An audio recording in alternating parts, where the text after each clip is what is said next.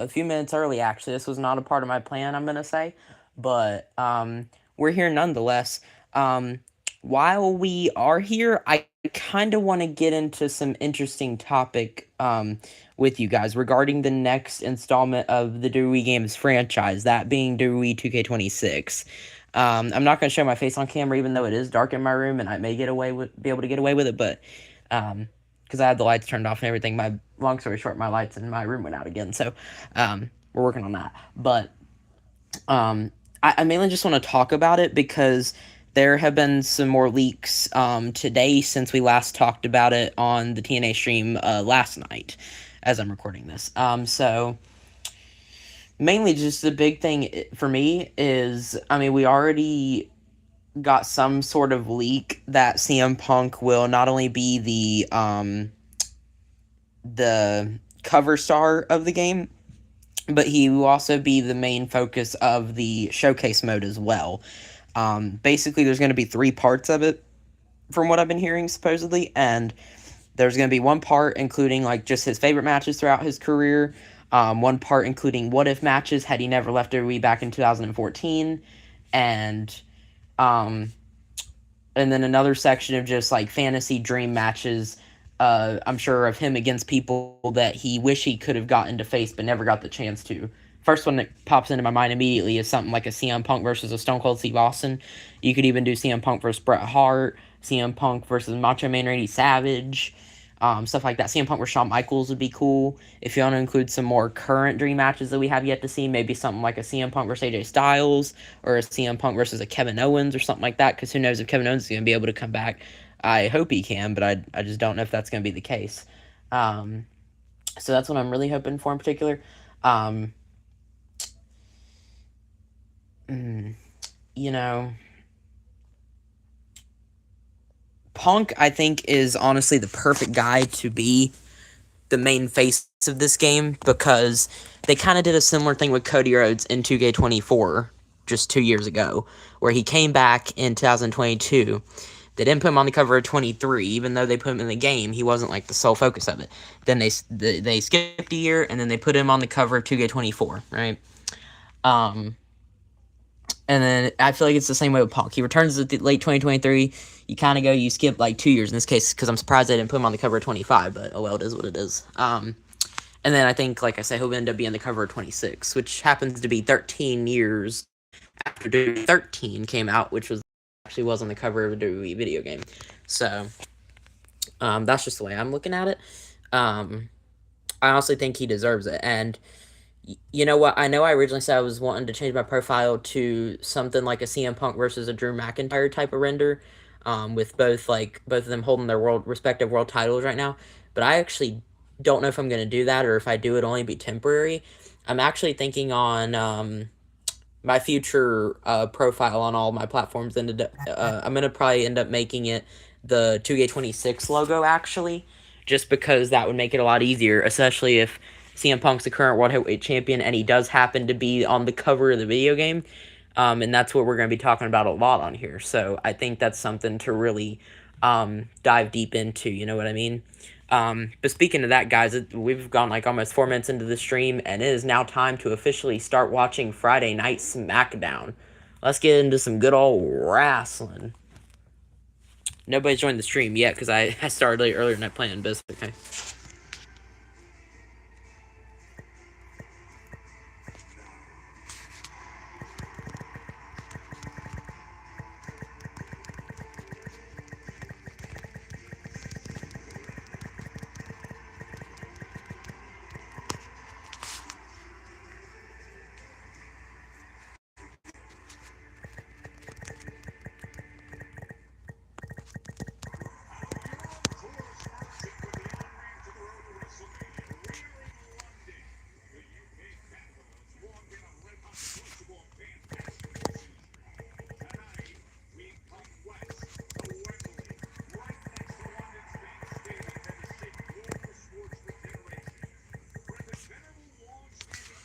I know it might take a few minutes for VJC to get in the chat, because I know he said he probably missed the first part of SmackDown tonight, but we'll catch him up here.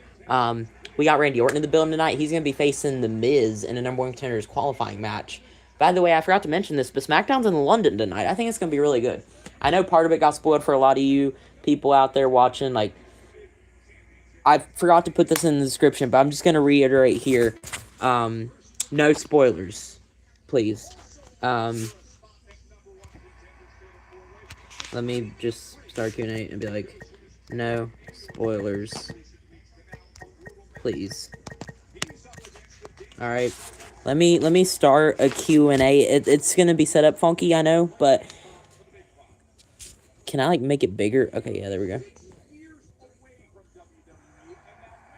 All right, perfect. I'm going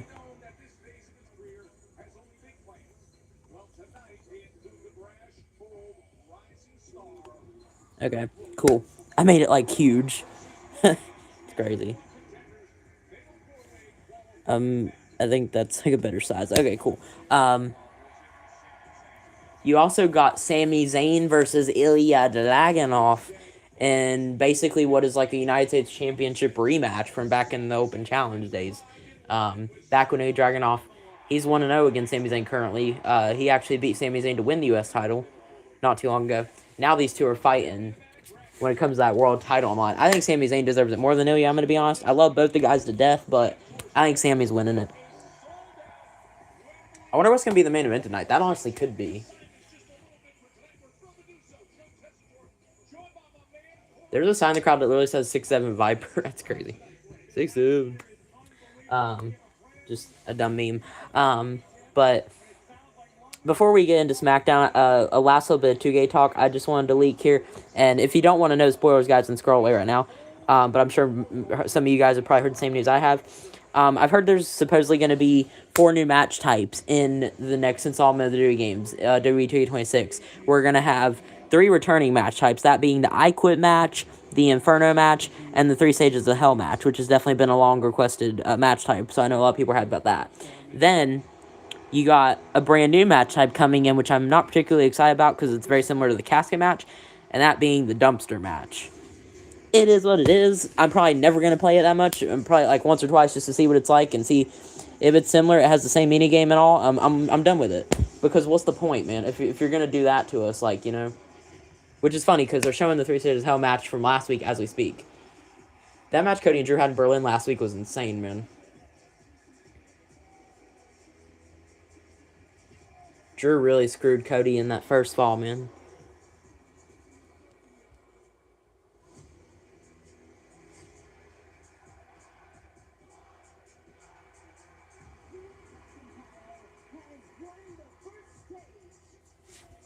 Man.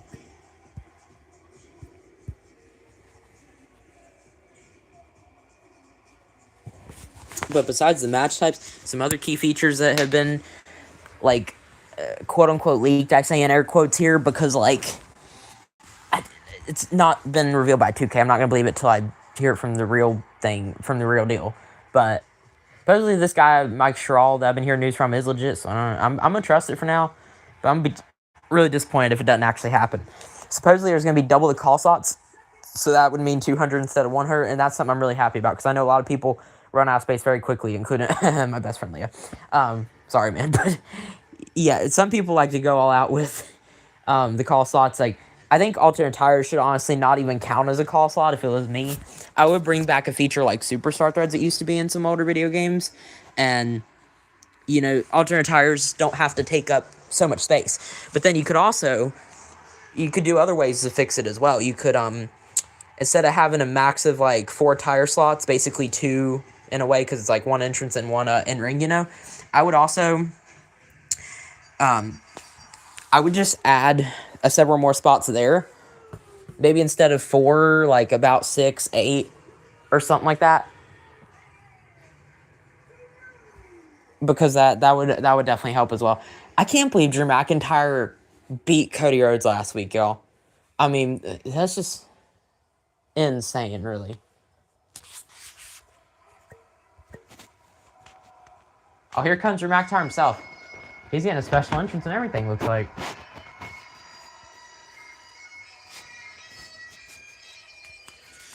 Everyone bow down to your undisputed. WWE Champion, Drew McIntyre.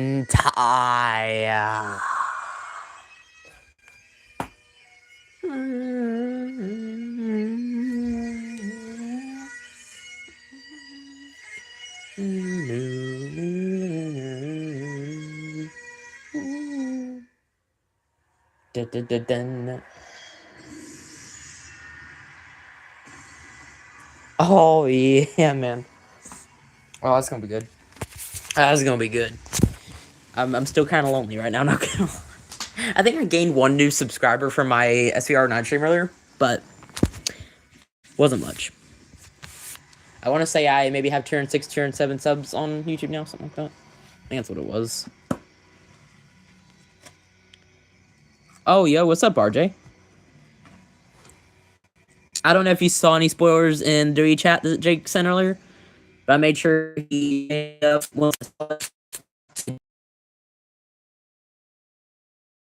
my stream, so I just put a QA instead. Next closest thing, alright, but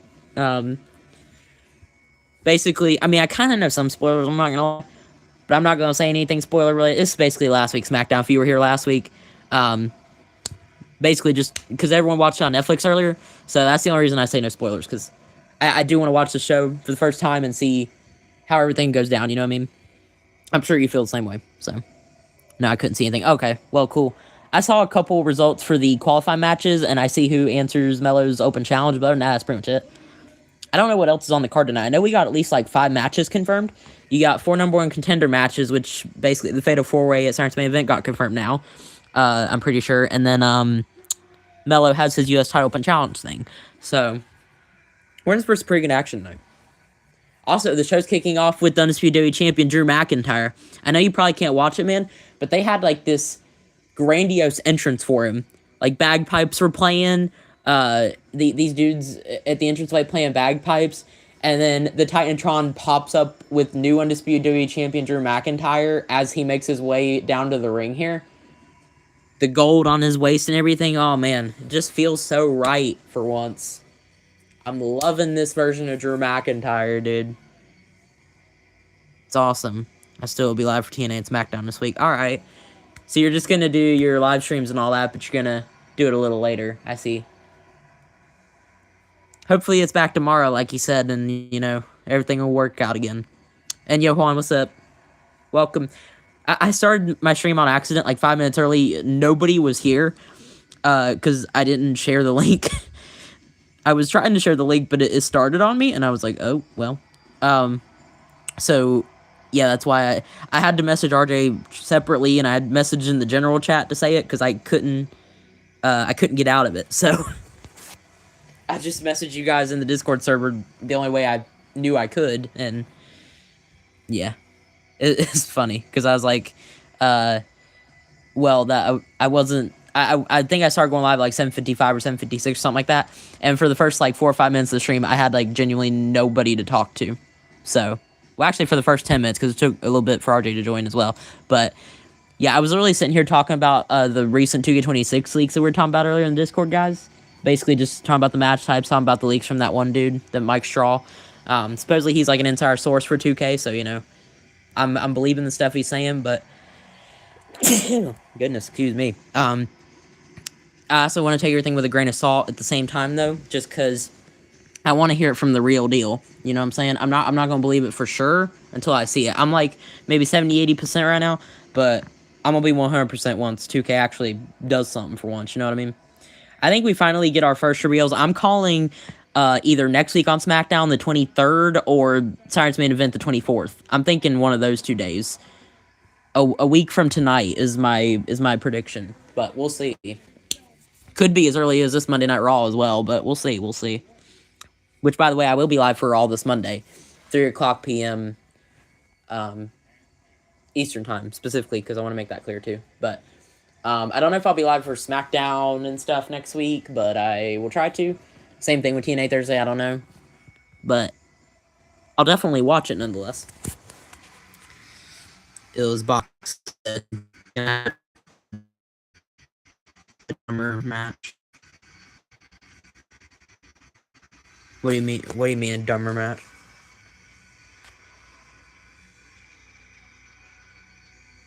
Oh wait, do you mean dumpster match? Is that what you mean for 2K? I think that's what you were trying to say. I can't remember. I'm not sure, but sometimes you aren't able to spell things right, and I can't tell. But I think that's what you meant. Uh, yeah, the dumpster match is definitely the one I'm least excited for out of the ones. It's the new one, but it's also like if it's the exact same thing as the casket match, if it's like the exact same animation to put them in and the mini game and all, I'm just not doing it. I'll play it once or twice just to see, and then I'm like, I'm done. That's gonna be it for me. 3 Stages of Hell is definitely the most exciting one because like that's one a lot of people wanted, and then you got I Quit in Inferno, which is 2 of the 3 eyes that I was looking for. So I just really want Iron Survivor. That's me. I hope next year we get Iron Survivor, Strap match, and Buried Alive match. Those are the like probably the next 3 that I want in there. Iron Survivor, Buried Alive, and Strap matches. Those are the big 3 for me now. If the other 4 get added in there, you know.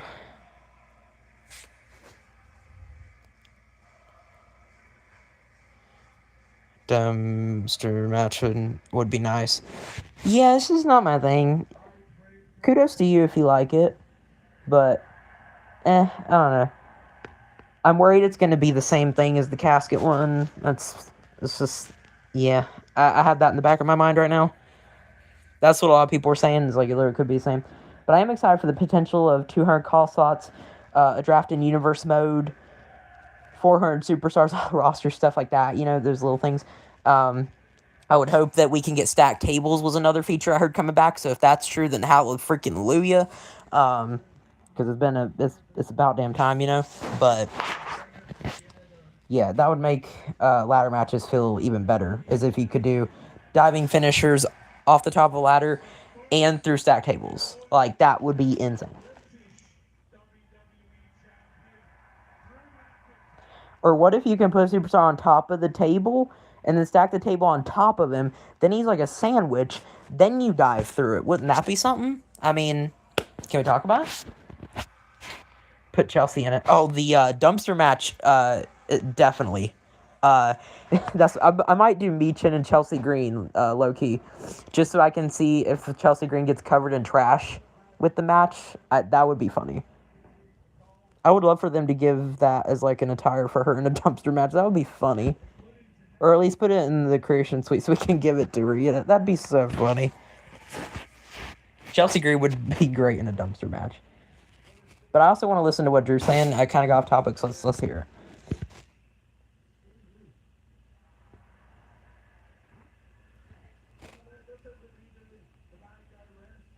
it.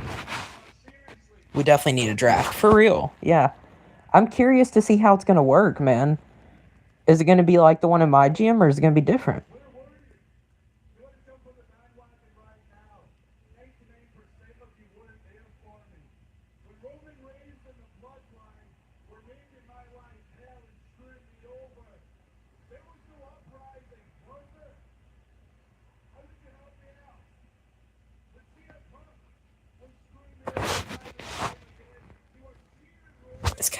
It's not very loud, huh? And turn up my TV a little bit. I can't really hear what he's saying. They're basically saying, like, you didn't help me when I was getting screwed by the bloodline. You helped Cody, but you didn't help me. Like, which, to be fair, I mean, yeah, he didn't have Drew crybabies, so.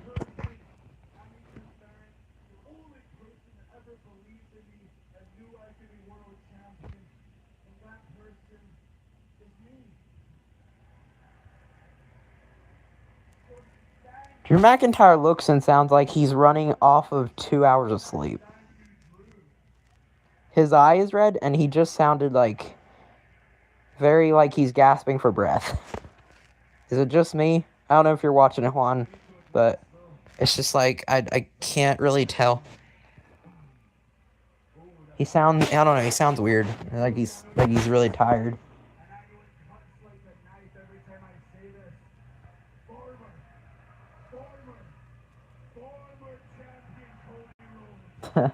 Wow. Think you can stack tables. Yeah. That's another thing I heard the guy say, or I saw a post from it. He said stackable tables. I was like, ooh. if all this stuff is legit, like, I'm happy. I just hope now that we get it confirmed for last-gen consoles, either Xbox One and or PS4. I would like to get it on the PS4 in particular, so that maybe when I upgrade to a PS5, I can play it on both, you know what I'm saying? That way I can have it either or. Because I want to upgrade to a PS5 after I'm done playing on my PS4, you know? That's what I'm thinking right now. I just need to figure out a place to put it, because I have the Xbox One, PS4, Nintendo Switch at my mom's house, and I got the PS3 set up at my stepmom's house. So I just got to figure out where I want to put the dang thing, because I have no idea. I could put it at one of my grandma's houses. It's just I don't go there very often, so I don't know. It'd be weird. I'm not gonna lie. I have to figure out how to adjust some things. You know what I mean? I have the PS3 in my room here. Maybe I can put the PS5 like in the living room or something, because there's a TV in there. But I don't know. I'll have to figure it out. I might have to set it up just on a different TV. Have to figure it out. That'll be like probably in a year or two from now. So I want to try to save enough money not only to go to WrestleCade again, so I can meet a bunch of people and see a bunch of wrestling, which was really fun. But also, and hopefully I feel better this time too, because I felt sick as a dog when I went, so that was crap. I literally threw up the first night when we came home. I genuinely felt like crap, but I'd love to do it again if I can. And I'd also love to be able to save up enough money for a PS5 so I can play the new wrestling games with no issues there. As well as maybe some other stuff too. Yeah, so that's what I'm thinking right now. Juan says I'm playing 2K25 right now. Oh, that's funny. What are you doing, Juan? Are you working on your Women's Universe mode right now?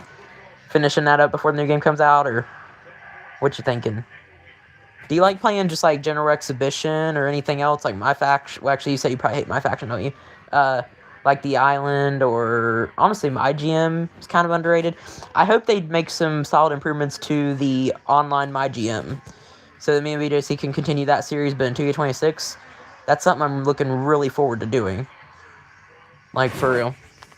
That was a lot of fun. I honestly might ask VJC if he wants to hop on for a couple episodes of that at some point. Could maybe try sometime Monday night. Probably not, but you never know. Read about that promo with Drew. I can't watch till I get my Wi-Fi because connected to the TV. Yeah, for Xbox Series X and PS5. Yeah, I'm at WrestleMania now. Okay, for your thing, yeah. That's cool. I could get it for Xbox Series, but I've just heard Xbox is kind of going downhill, so I'm thinking about switching, man. I have a PS3, a PS4, an Xbox One, and a Nintendo Switch. One, which I don't really play out much anymore. So, I have like some very just like kind of childish games on there. No 2K, nothing. I don't even have 2K18 on there. I never bought 2K18 for the Switch. I have one NBA game. It was like NBA 2K23, I think. Whichever one had Devin Booker on the cover. I think it was 23. And then like some other random games like Rocket League, Fortnite, stuff like that I play from time to time. But I don't ever play those games on my Switch anymore. I have no reason to, because I have them on my Xbox One and my PS4 now. Both. So I can play those wherever, you know what I mean? I play those games just in my free time when I'm not really on here doing anything, you know? Y'all probably noticed I've been playing a lot of Rocket League on the PS4 lately. If you've looked at my bio and stuff, it'll tell you, like, playing on PlayStation. And it'll say, like, what you're in. So y'all probably seen that, but... Apparently, Randy Orton's out here to interrupt Drew McIntyre now. So, it makes me wonder, Randy Orton's definitely beating The Miz tonight, right? No doubt in my mind about that. Do y'all think Randy Orton could go on to Science Man event and win that Fatal 4-Way? And maybe even, who knows, maybe he beats Drew at Royal Rumble, do we think? I think it's definitely either Randy Orton or Sami Zayn, depending on who wins the qualifying matches tonight. I think it's going to be one of them. Oh, Jacob Fatu's coming out now. Oh, shoot. Dude, the talent scene is so stacked. You got guys like Drew McIntyre, Randy Orton, Jacob Fatu, and even Cody Rhodes, the former champ, as Drew said. So this is getting interesting. We're talking about how SmackDown needs talent. No, SmackDown is now stacked, dude. Especially with Jacob Fatu recently returning. I think they're fine.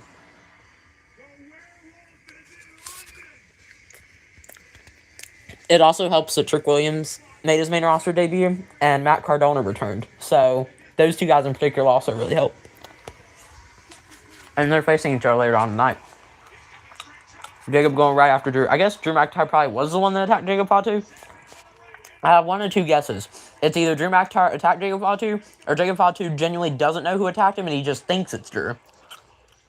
Because what if it was Cody or something, or Randy Orton, and he just doesn't know it? He might have got, like, completely blindsided, you know what I'm saying?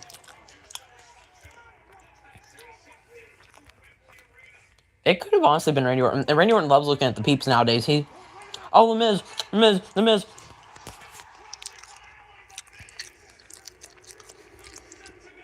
Finish up humorous mode, but still playing it. Raw need people. It's funny, Raw actually needs people now. You'd think it'd be SmackDown, but no, I think they're okay. If anything, SmackDown needs women, man. They got Jordynne Grace, which is good. But that's it.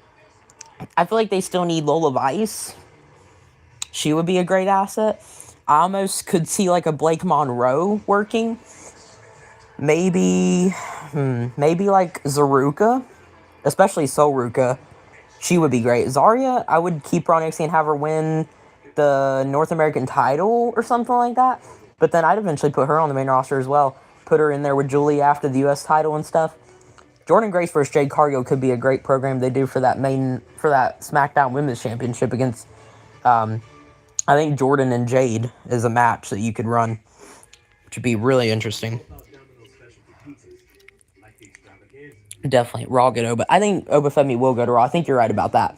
And to be honest, they could really use him. I know Raw, all they got call-up wise is Javon Evans, which he's good, but they could use a little more. I'd give him Obafemi too.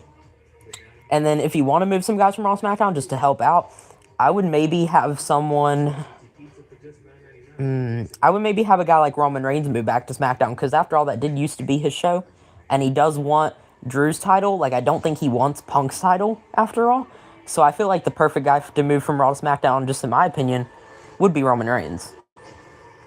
Roman Reigns isn't really needed on Raw if he's not going to feud with Braun Breaker in the division, you know what I'm saying? He could still have a match against Braun Breaker at Mania. I mean, who knows, but, like, I have a feeling Roman Reigns could still possibly win the Rumble. And if that's the case, if I see him either challenging Punk or Drew, I think he's going to go after Drew. Or maybe if Cody somehow gets the title back from Drew, then it's going to be Roman Cody, like we originally planned. But I hope that match got scrapped, because that's something I don't really care about, to be honest. I would also love it if Sami Zayn could win the Rumble. Or maybe a surprise return like an LA Knight or Chris Jericho. Imagine he wins the Rumble if he comes back. That'd be crazy. Maybe even could be Obafemi's main roster debut, like we were just talking about him, you know? Could be something like that. I think Cody attack him. Blake should go to NXT. You think Blake Monroe, or not NXT, why did I say NXT? She's on NXT right now. Blake should go to Raw, sorry. Blake Monroe on Raw would not be bad. I think her versus Becky Lynch for the women's IC title would actually be a genius booking you could do. Well, actually, it'd probably be non-title, because AJ Lee versus Becky Lynch is what they're running at Mania. That's for sure, but I guess if Becky Lynch were to turn face on the main roster, which I don't see her doing unless Seth Rollins comes back and he's a face, they could work together again, but maybe Becky turns face and she has a program with Blake Monroe. I just think that'd be interesting. Or if you put Blake Monroe on SmackDown, you could have her feud with Tiffany Stratton. I think that'd be great. Blake Monroe versus like a Tiffany Stratton or even a Julia. Maybe you could run Jordynne Grace again as well, because they did have a thing on NXT. They had a little feud, you know. I don't know. There's a lot of options for Blake, I think. Imagine if she's on Raw and she beats Stephanie Valkyrie for that women's world title. How crazy would that be? Would they put a rocket on her and just send her to the moon? To the moon, as Cameron Grimes once said. Maybe at Cody, but that's just my opinion. Oba versus Dom. Ooh, you think Obafemi? I do want Obafemi to win the Intercontinental Championship, not gonna lie with you there. Do you think Obafemi will be a babyface when he comes to the main roster? Because I feel like he'll get a pretty good reaction. So, I don't know if he'll still be a heel if he joins the main roster. He was kind of like that dominant monster on NXT, but I more see him being like a lovable giant, like a Braun Strowman type of character. Or kind of like what Brock Lesnar became in like 2021 or 2022 when he was a babyface. I mean, he was kind of weird, but I feel like I could see him doing that for a little bit. Then eventually you have him allied with some people. Like maybe he could ally with himself with Javon Evans and turn on him. Then you could have them feud so that Javon Evans can finally get a win over him on the main roster, hopefully. That's just me. I think if Obafemi were to win the World Championship, then I would have Diamonds be able to defeat him to finally, quote unquote, finish his story. Call me crazy, but that's what I'd book. I did hear rumors about Roman coming back to SmackDown. Oh, did you really? So I think it's possible, yeah. I honestly do think it could happen. Just saying. Oh, Miz is going to do Randy Orton's thing. No, wow, that's crazy. Miz just did Randy Orton's back by drop on the announce table. Did y'all see that? It's crazy. Blake to Raw. Okay, so RJ and Juan, y'all both said Blake Monroe to Raw? Okay. That's not terrible. Yeah. I don't really care where she goes, if I'm being honest. I think Monday Night Monroe. Ooh, that is a nice ring to it. Yeah, I think y'all just hooked me on Blake Monroe going to Monday Night Raw. Yeah. I like that. Monday Night Monroe. Oh, just picture that. Oh, that'd be fantastic. I don't know what they're chanting. Fa la la. Yeah, definitely. He kind of is the face now. Yeah, for Oba, yeah. I guess you're right when it comes to that. Oh, also we got a women's tag match later tonight. Charlotte Flair and Alexa Bliss versus Julian Kiana James. Then you also got some more qualifying matches after this. Right now it's Randy Orton versus The Miz, which Randy Orton's definitely winning. But then you also got Matt Cardona versus Trick Williams. That's going to be a good one. Damian Priest versus Solo Sikoa. I'm more interested in Matt versus Trick because I just don't know who's going to win that one. And then you also got Jordynne Grace fighting Chelsea Green, former two-time Women's United States champion, current AAA Mixed Tag Team champion. Oh, and then you also Dragon off, which I think is going to be a better match. They already fought once before, and it was great, so I expect a lot out of that for sure. And the only reason I'm excited about Matt Cardona versus Trick Williams too is just like I don't know who's going to win it. You got neither man can afford a loss. You got Trick Williams, who just got called from the main roster to the main roster from NXT, you know what I'm saying? And then you also got Matt Cardona, who just recently returned. Like, you need to make both guys, I don't guess necessarily in the main event, but I think Matt Cardona in the main event picture maybe, and I would have Trick in the mid-card, because, I really want to see Trick versus Mello for that United States Championship. So what I would do is I'd have Trick stay in the mid-card division for a while, at least heading to Mania season, Road to WrestleMania 42, and then I would have Matt Cardona be in that Fatal 4-Way with guys like Randy Orton, Sami Zayn, and whoever wins Damian Priest versus Solo Sikoa. Maybe Damian Priest, probably. Unless there's MFT interference, but I feel like the YF6 would cancel him out, so I don't know. Damian Priest probably winning that. I'm thinking Randy Orton, Damian Priest, Matt Cardona, and Sami Zayn. I know those guys are all four baby faces, so maybe you want to have two heels in there. Maybe you have Solo Sikoa and Trick Williams instead of Damian Priest and Matt Cardona, but I don't know.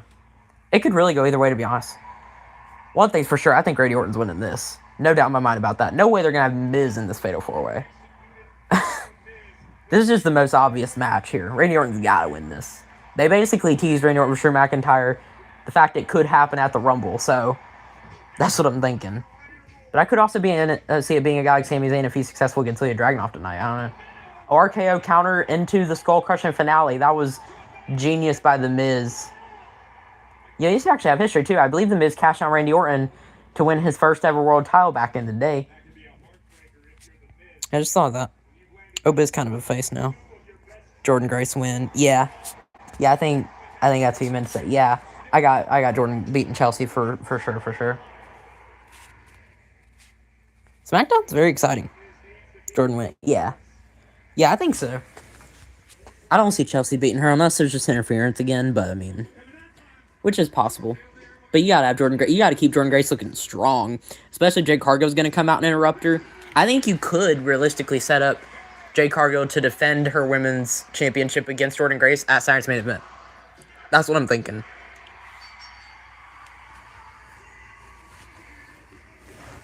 If you need some matches on Saturday's main event, book that one. For sure. Always turn Randy. Yep, Randy Orton just won, guys.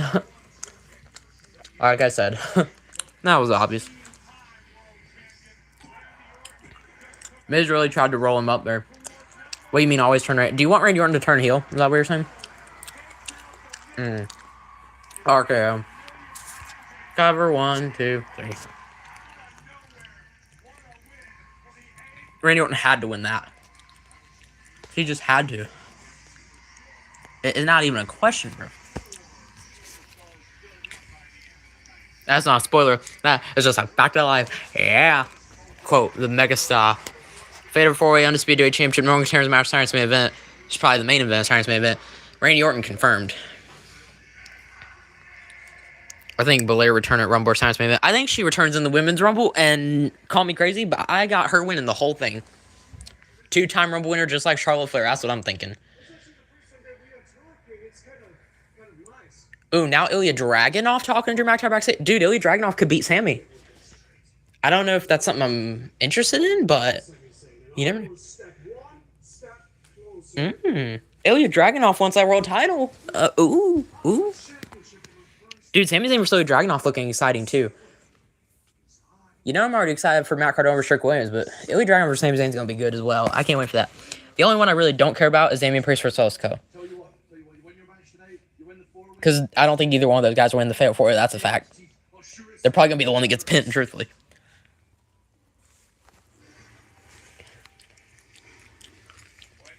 But in his own right, Damian Priest is a former heavyweight champion, so I'll give him that. Also, Sosco, I guess, is coming out next, so I wonder if his qualifying match with Damian Priest is about to start.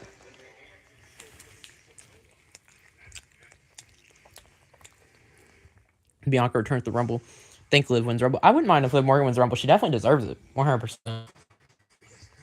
It's just... You definitely are entitled to your own opinion, no doubt. I tell that to Leo a lot because I feel like I change his opinion when I'm on here sometimes, but what I've been saying for a while now is I think Bianca Belair wins the Rumble. I have Liv Morgan winning the Elimination Chamber.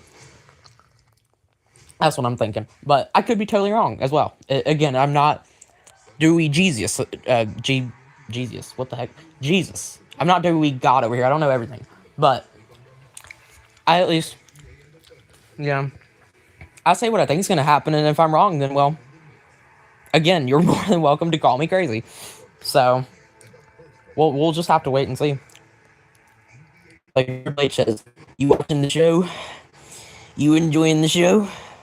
It's all part of the show. Oh, yeah. Triple H. But anyway, and now we're on an ad, so I can pretty much just say whatever the heck that we want to talk about here. Women's Rumble, Women's Chamber, all that good stuff. Even men's, who do you got winning the men's chamber? Or actually men's Rumble and Chamber. Sorry. I'm thinking still, it's tough, but I still want to say Roman Reigns is going to win the men's Rumble. I think Leo said he's got Braun Breaker winning. I think I got Roman Reigns, though. It's either going to be Roman Reigns or Sami Zayn. I see Sami winning the Rumble if he doesn't obviously beat Drew at the Rumble, because that's possible too. Maybe Drew wins the Rumble. What if Drew loses the title to Sami or Randy at the Rumble, then Drew turns around and wins the Rumble, and we get like a rematch? Huh. That's something. But I could also see Braun Breaker coming back from suspension in the Rumble. And, I mean, he could still win it, too. There's a lot of options you could run. I think Obafemi is a great option as well. You put him far in there, I think he'll do good. It's pretty much likely, as we've been saying, Jericho might show up at the Rumble. That's what I'm thinking right now. He'll probably be in Saudi, so. But we'll see. Bianca returned through a Rumble. Link Liver. Yeah, it would be awesome. Heel. Oh, yeah, Randy Orton. Yeah. Truthfully, I don't mind Randy Orton as a babyface or a heel, because he can really play either. I almost don't want to see him turn heel, though, because, now granted, I said the same thing about John Cena. We all saw what happened in the Elimination Chamber last year. But I don't know if Randy Orton can just do a third heel run.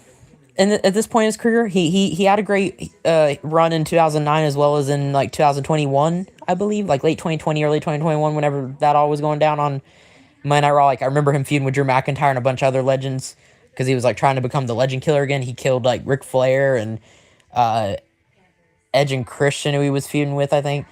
Guys like that. Shawn Michaels was involved at one point. Triple H maybe as well, I can't remember. Mr. McMahon, I want to say, was in there. Bunch of crazy stuff happened, but back in his last heel run. I just don't know if I see them pulling that off now.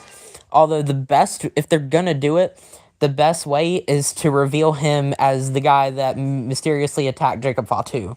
That's what I'm thinking. I know everyone's saying it could be Cody Rhodes, but dude, I'd have Randy Orton be the one that's revealed. If you really want him to turn heel, that's the way to go, man. Maybe he got jealous of Jacob Fatu coming for Cody Rhodes, and he took him out. Because we all know Randy Orton wants that championship, which now Drew McIntyre holds. And he's kind of getting skipped in the line again because of the fact that Drew McIntyre's the champ and Jacob Fatu says, I got next. So, we really don't know, like, what happened. It's interesting. Or Sammy win. We know who win that match. In my opinion, Liv should win the Rumble. I don't hate it. No, I don't hate Liv winning the Rumble. That's a huge shout out. She's been runner-up like several times in these last few years. I'd have her win it. I would. She deserves it. She does. Nothing against Liv at all. So, I mean, not like that. But yeah, I think she deserves it. I would give... I would not be mad at a Liv Morgan Rumble win. You know, it's crazy that in that Wyatt 6 MFT tag match last week, if y'all saw it on SmackDown, Tama Tonga, of all people, was the one that pinned Uncle Howdy, which to me just does not make any sense at all. That doesn't make any sense whatsoever. I don't understand it. Why would you have Tama Tonga be the one? Instead of Solo Sikoa, you have Tama Tonga pin Bo Dallas? I just don't get that. But they do them, I guess. Go with Roman or Braun Breaker winning Rumble. Yeah, that's pretty much what everybody else is saying. Roman Reigns or Braun Breaker, I'm thinking. Jacob Fatu versus Randy Orton at WrestleMania. You could do that. If Randy Orton turns heel, then yeah, absolutely. Also, if Oba Femi were to go to SmackDown, you could book like Oba Femi versus Drew McIntyre for the WWE Championship since they were kind of feuding already back at the last time's main event show. Or you could have... You could honestly have Oba win the Rumble, crazy enough. I don't see it happening, but if you don't want him feuding with Drew and the WWE title going into Mania, I think him versus Fatu would not be a bad feud on SmackDown. But like y'all said earlier, I think I see him more likely going to Raw because he's got guys he can fight there. Gunther, Brock Lesnar, CM Punk, Braun Breaker, Roman Reigns, as of right now, could happen. There's just a bunch of possibilities. Y'all even said Dom for that IC title. That's something, so who knows? I'm excited for the potential that Oba Femi has coming to the main roster. He relinquished the NXT Championship recently. We're going to figure out a new champion after the Rumble is over with. And then by that point, like I said, he'll probably be on the main roster already. I see him making his main roster debut in the Rumble. And then he'll probably show up on the Raw after the Rumble to confirm he signed a contract with Monday Night Raw. That's what I'm thinking. But we probably won't see Oba Femi again till the Rumble. We might have to wait till then. Unless he shows up starting the main event, which could also happen, but who knows. Thought it was going to be Solo. Yeah, I thought it was going to be Solo, like, pinning Uncle Howdy. That didn't happen at all. Now they're showing a thing, like, to promote the women's tag match. You got Alexa Bliss and Charlotte Flair taking on the team of Julia and Kiana James. Which I don't know if that's happening right now. They're showing Alexa and Charlotte backstage right now. I'm calling that tag team ABC. They don't have a legitimate name, but you got Alexa Bliss and Charlotte. ABC. Think about it. It's dumb, I know. It's kind of corny, but I don't know what else to call them.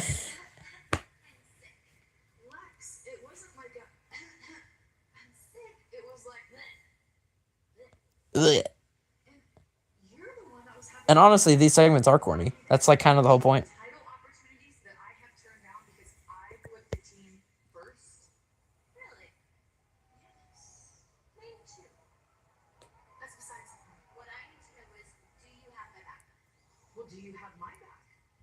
You scratch my back, I'll scratch your back. You're my person. I'm sorry, I was sick. Brock being Royal Rumble, but don't see him winning it.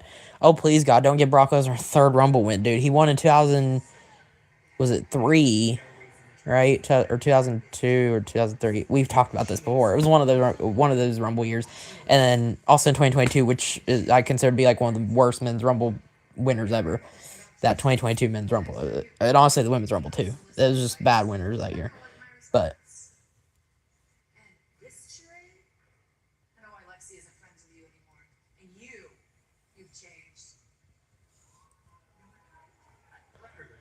I don't get why Nia Jax and Lashley didn't have this friendship they got. Oh, here comes Julia and Kiana James. So I guess that match is about to start now. Julia and Kiana James fighting the former women's tag champs, Alexa Bliss, Charlotte Flair, ABC. ABCF, I guess. And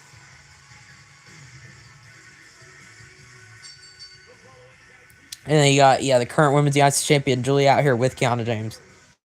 Which, I've spoken about this before, but I'll just say it again. Every time we stream SmackDown, we see Julia on TV. Get Kiana James off of my screen, please. Or just away from Julia. Please, God.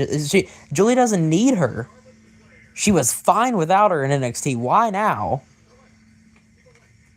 Also, I just hate how silent the crowd is for Julia's match. It's like they don't even care. She needs somebody better than Kiana, dude. Give her, like... honestly, give her Stephanie Valkyrie. If they were to be on the same brand together, make them a tag team so that you can have Valkyrie put Julia over. Because whatever Julia is doing right now isn't working, and I don't think it's her fault. I think it's Kiana James' fault. I'm blaming it all on her. I'm just not a fan of her. She's like literally one of the least favorite people that I watch on here. Nothing she does resonates with me at all. I don't want to hate her, but she brings nothing to the table for WWE. She's like Giovanni Vinci. She's just useless. Goes around carrying a purse like she owns the place. Like, okay, and?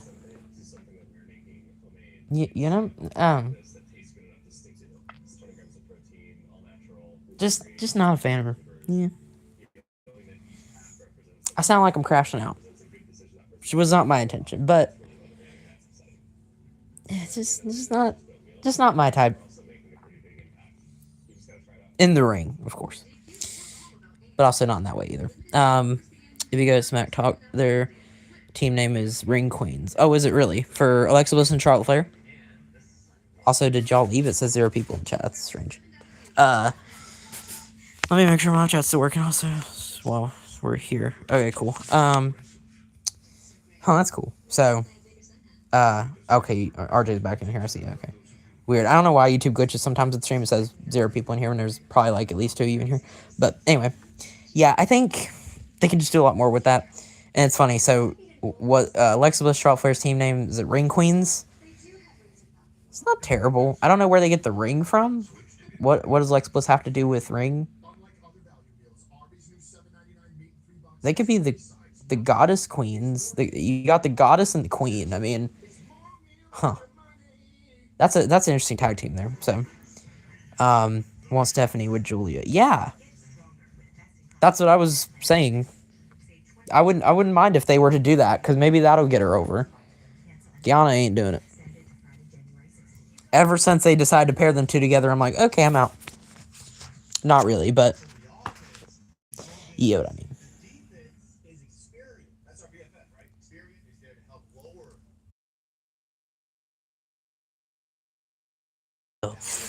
I'm still on commercial break now. I had a little bit of a cough, but hopefully nothing too severe. Ew. He is rage.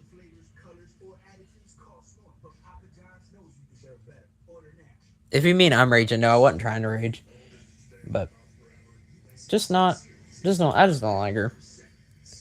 I love Julie. I hate Kiana James. The two don't go very well with each other at all. Kiana James is supposed to be like her mic girl, but she's not even good on the mic. I don't get the pairing.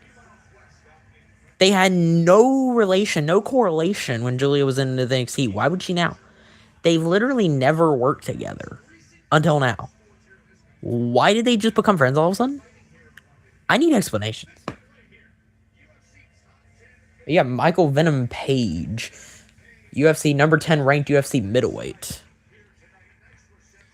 Put Julia with the Kabuki Warriors. Ooh, that's something right there. You basically could build a new damage control around it. Man, I miss Dakota Kai being in WWE. She would be a great leader for damage control. She could have the Kabuki Warriors like by her side and everything. Or she could be a tag team with Io Sky if she wasn't with Rhea Ripley right now. I'd put Rhea Ripley back in like the solo division. She should be the one going after Stephanie Valkyrie in that women's world title, I think. But I don't know if I see Rhea Ripley possibly winning like the women's elimination chamber or something like that. I don't know what y'all think. She won the Women's Rumble in 2023. She was women's... I believe she was women's world champion going into 2024 and 2025. Because she lost the title after the Raw and Chamber of 2025. So she wasn't eligible to compete in the two matches. Even though she actually didn't go into Mania as the champ. Because the Io Sky beat her on the Raw after Chamber. Like right before Mania. It was like a very last minute change. I don't know if they might have planned in advance, but I mean, it just felt very last second, like the title change, like not wanting Rhea to go in with Mania with the championship, even though she did the year prior. It was just kind of weird. And what's funny is she had lost the title to Liv Morgan previously, or she relinquished it, then Becky Lynch won it, then Liv Morgan won it, and then Rhea finally won it back from Liv on the first Raw of 2025, then proceeded to lose it and all that. But I think Rhea Ripley, you have her going into WrestleMania, potentially going after the Women's World title again. It should either be her or we had already mentioned Liv Morgan. Should be a fan favorite, definitely going into that. And on the SmackDown side, I'd either put someone like Bianca Belair. You could run Charlotte Flair again, although I hope not. Or someone new like a Jordynne Grace, maybe. I think Jordynne Grace versus Jade Cargill, I think you put that match on Science main event. Maybe. Or you could be one of the 4 matches on the Royal Rumble card, but that's less likely. We basically have 3 matches confirmed for the Royal Rumble already. You got the 2 Rumble matches itself and Drew McIntyre defending his WWE title. Those 3 things are confirmed for sure. But then there's probably going to be another match on there somewhere. I just don't know what. Some 4th match. You could throw a women's title match on there. Maybe like Sammy Valkyrie versus Raquel Rodriguez could be like a Rumble thing. Or... again, Jade Cargill, Jordynne Grace, or you could honestly have a Carmelo Hayes U.S. title open challenge at the Rumble. You could have the Usos defend the World Tag Titles at the Rumble. That would make those titles feel big if you have that on the PLE. So I don't know. Now that the Usos are champs, pretty much anything can happen. I feel like the Raw Tag Division is a little more interesting than the SmackDown one at the moment. Because the SmackDown one right now, all it is pretty much the MFTs versus the Wyatt Six right now. That's pretty much it. So, nothing much going on there. I know you got Fraxium in the background as well. Kind of feuding with Johnny Gargano from DIY right now. Even though Tommaso Ciampa might no longer be there, they're still feuding with Johnny for whatever reason. And Candice LeRae. I don't know what other tag teams you have. I would say pretty deadly, but Elton Prince is injured and Kit Wilson's on his own right now. Which is still really funny, by the way. His theme song and his presentation and everything. He's got like one of the best presentations if you look at it in WWE right now. His Titantron, his music, and everything. Crazy they treat a jobber like that and not some of these other dudes, but whatever. Someone like honestly like an LA Knight I think of, or like I'd say Braun Breaker, but I mean he kind of has a good presentation. So like a Drew McIntyre who's been screwed over for just a long time until recently.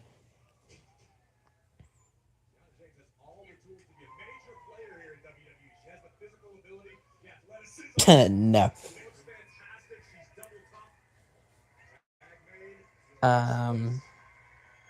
What is Ron Alexa thinking here? Assisted drop kick. Their tag team name could just straight up be Best Friends. Because they're not best friends, but they are. I wonder if we could get women on the cover of 2K again. If that was the case, I could see it being like Charlotte Flair and Alexa Bliss, or maybe Io Sky could be another one, or I would say Becky Lynch. She was on the cover of 2K20, but you could do it again, I guess. Let's see what y'all say. Just mess with you, bro. Oh, okay. Sorry, I hadn't looked at the chat.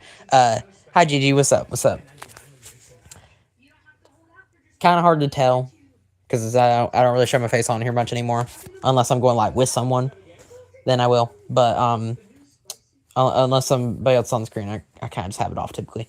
Plus, it's kind of dark in my room, so you really can't see me anyway. If I turn it off, even just for a split second, like, hi, my hair's sticking out, but right now because I don't have the light turned on, but might just be more satisfying if I have the camera turned off for now.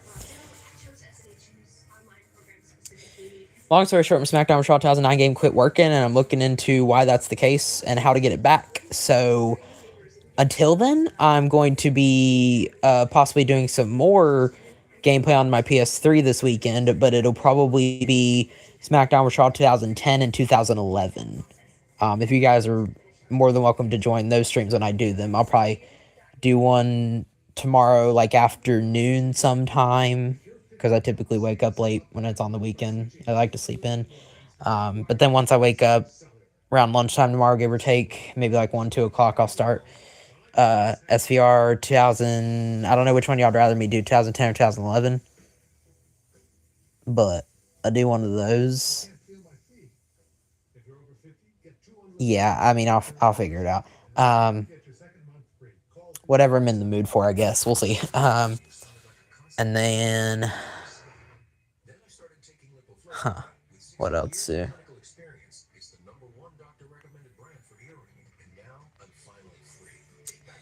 also have Dewey 12 that I just recently remembered I own as well. I actually do have the disc for Dewey 12 in my possession. But I don't know. Would y'all be interested in me playing some Dewey 12 Universe mode? Question mark. Because I was maybe, I'd maybe consider doing something like that, where I'm just not a huge fan of the way Universe mode works in Smash Bros. 2011, but I like it in Dewey 12. You know what I'm saying? That was pretty fun. So I don't know. You see my new posted my Universe mode. I hadn't checked your YouTube channel in a minute, but I'll probably do it later. I'm pretty sure I subscribe to your channel, so if I go to your channel, I should be able to see it and whatnot. I think I got you, but I'll check it out. They had Rhea Blair on the cover. Yeah, that's why I didn't mention them, because they had them on the cover of 24 for the deluxe edition of that game. That's why I didn't bring them up. I said Io Sky instead of Rhea Ripley. I kept Rhea Ripley's name out of my mouth for a second there, because I don't see them putting Rhea on the cover again this early. This, like, kind of back to back almost. So, yeah, I don't. Oh gosh, my note. I don't see that happening. You see my post Universe mode. You see my post signs up Universe mode. You don't have to say that multiple times till I answered your question, bud. Did you get a haircut? I did, yes. I don't know if I showed my face on when the last time I had that on was, but yes, I did. I got a haircut, like, almost like 2 weeks ago.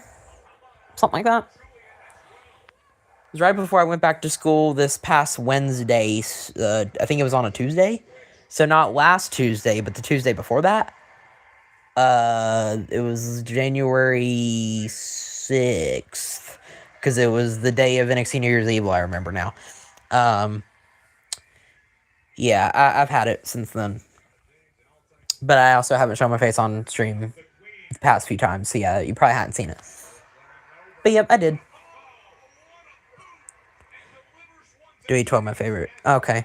I could do something with Dewey 12, honestly, now that I think about it. Because I just remembered that I had that. I don't have the cover, like the front cover, the thing it came in. Thing with Randy Orton on it. But I have the disc. I actually, when I got my PS3 back, it had the disc in there. So I'm like, well, yeah, I do remember. I just remembered I still have that game. I'm waiting to get Dewey 13, 2K14, 15, 16, and 17. I don't have them yet. I own them for the PS3, but I don't really have them in my possession. It's kind of a long story. But I'm waiting to get those back still. And then once I get those, I will do gameplays, streams with those as well. because I had the urge to play some Universe Mode earlier, I'm not going to lie. I was thinking about doing WWE12, or I could go as far up as maybe like 2K14. I don't know, maybe 2K15 as well. Could do that. That's always something that I would enjoy doing. I could also run Showcase Mode 2K15 or 2K16. I know VJ Seep said he'd be interested in watching that. So, could do something like that as well. I think that would be fun. They should put Lita and Trish on the cover. That would be dope. I would not mind that. And if you want to have a third star, you could even add someone like Victoria who's in the games now. That would work. Nice, Brooks. Great. Thanks, RJ. Appreciate you. Appreciate you, man. You a real one. All three of you guys are well, actually, I don't know if all of you are in here now, but the three that have chatted in the stream, like, I love you guys. Genuinely, thank you all for the support.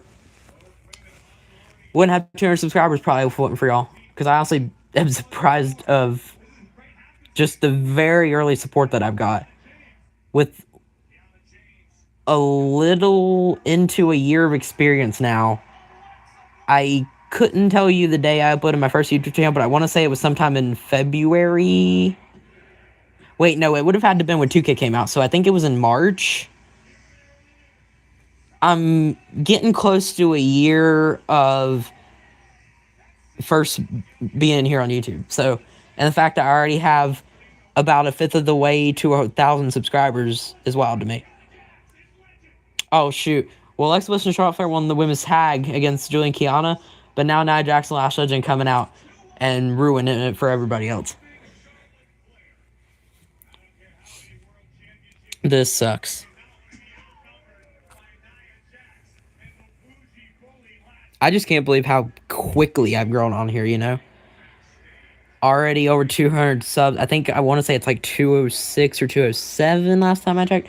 But pretty crazy indeed.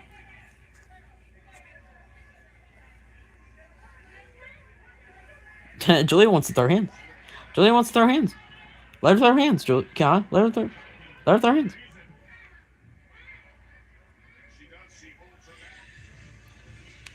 Bro, Keon, you don't need to hold her back. Just let her fight. Cody Rhodes, I guess, coming out up next. He gonna speak his mind. How he feeling? I always try popping. Yeah, which now you can, because now, granted, I hate the fact that your Wi-Fi's not working, because you would have been doing your own stream if it wasn't for that. But I at least a little bit of blessing in disguise. At least you can be here. Try to bring the positives. It just I keep forgetting that I'm live. It just sucks that you had to deal with that, man. Like, I went live for SVR9 earlier. I think VJC was really the only one that, like, consistently chatted in here earlier. Juan might have been in here earlier, too. I can't remember. But, like, I was streaming for, like, a good hour and a half, and then, my game froze, and I was gonna, like, take out the disc to see if that would help, but I think it actually made it worse. Because it usually tells you to not do that. And it'll basically give me an error message when I try to play the game now. Like, failed to start game or something like that from, like, previous. And so I think that was what messed it up. And yeah, like, now I can't get it back.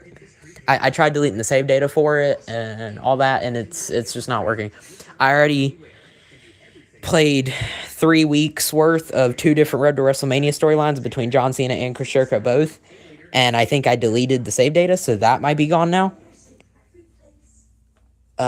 As well as a couple finishers that I created. I messed around and created a finisher before it stopped working. And I kind of noticed that the just overall game in general was running kind of slow. And then that happened. So, yeah, I don't know. I had issues with that game in particular. 2020, 2011, the few times I've gone on those games have not given me any issues whatsoever. The first time, well, actually, technically, the second time I opened SVR9, it actually wasn't the first time I opened it, but it was the first time I really played it. Second time I opened it, first time I actually, like, did anything, just to see if it'd work, and then that happens. So it is what it is. I have other games. I have 3 other wrestling games, like I said, 2010, 2011, and WWE12. I got different stuff I can do. And I also got some random games in here, which I don't know if you guys would really be interested in these, but I got NBA 2K18 as well. I got some Just Dance games, which I don't really know if I want to do that on stream. Yeah. Well, some movies in here, and then also some kind of cars racing games. If y'all seen like the Disney movie Cars, I have some of those video games on PS3 as well. But nothing I really care to play on stream. Probably just WWE stuff. So that's what this is all about, you know. If I stop becoming a WWE fan, this channel is gonna be in a whole lot of trouble because I literally I don't make any other content besides WWE and WWE 2K. So I can still be in the game and stuff, but maybe not IRL. But I'm hoping that doesn't happen anytime soon because I'm worried if WWE sells to Saudi Arabia in a year or two from now, then my love for WWE might decrease. But I'm hoping we don't get to that point. Because that's good. I'm gonna be in trouble. Like, then what am I gonna do content about if I literally just decide to stop watching WWE? Especially if all the streaming services I decide to pay for just to watch the thing. I gotta get. I was having Peacock and now Netflix and ESPN. I'm just gonna be in a lot of trouble if I stop watching WWE. I don't know what I'm gonna do. Have to do a complete rebrand. That would be tough. With the 200 subscribers, I already got support. The like all you guys, for the most part, wrestling fans. Although I got some people from school that'd probably be interested in different stuff, but and they wouldn't unsubscribe if they're like my school friends. But yeah, I don't know what I would do if I was in a scenario like that. I've tried not to think that far.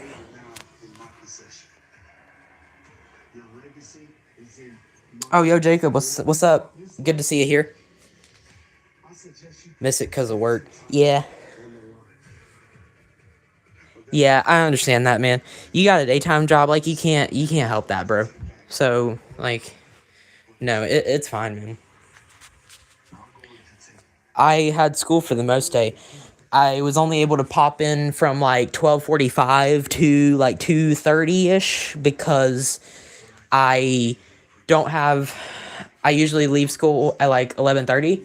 So, because I get to have online classes, which allows me to leave early. Instead of having to leave at 3, I get to leave at like 11:30. And then I was kind of just sitting at home messing around, not really doing much for like an hour. Then I was like, well, and I was playing with my dogs too. That was no reason why.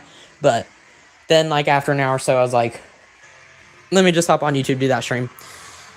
But then everything else happened I was mentioning. Game stopped working. Got to figure it out.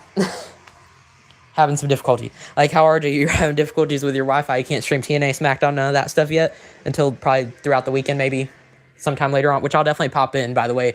If you say you're live on YouTube, I'll probably pop in for your stream if I'm not doing one myself. You know that. So, whether you're doing it on YouTube or Twitch, it don't matter. I just want to point that out. Cody Rhodes is coming out here now. I don't know if he hears entrance music. Whoa!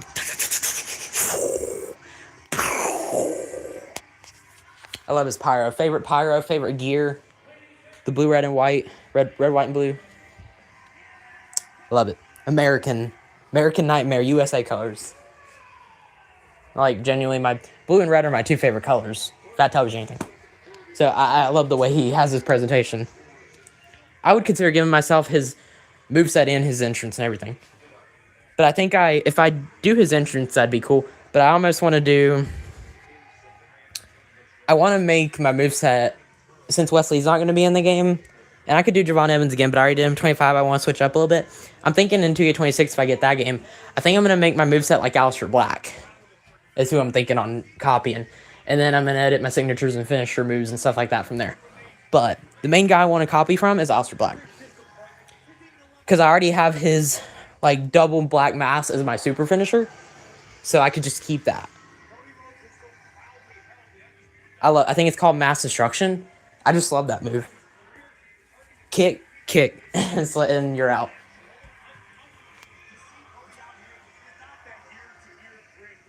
WWE and Red Dead Redemption 2. Oh yeah, I've noticed Red Dead Redemption 2 has been kind of rising in popularity here lately.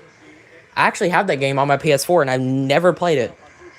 Would you guys be interested in something like that? Because I'll check out the game for myself, and if I can stream straight from the PlayStation to YouTube, then heck, say the word and I'll do it. if y'all know if you can have the PlayStation Plus Essential plan, like the low tier subscription to PlayStation Plus, because that's what I have, and if it allows you to stream directly from your console to YouTube, then that's probably what I'm gonna do. I could do it if I get WWE 2K26 on there, as well as games like Red Dead Redemption 2.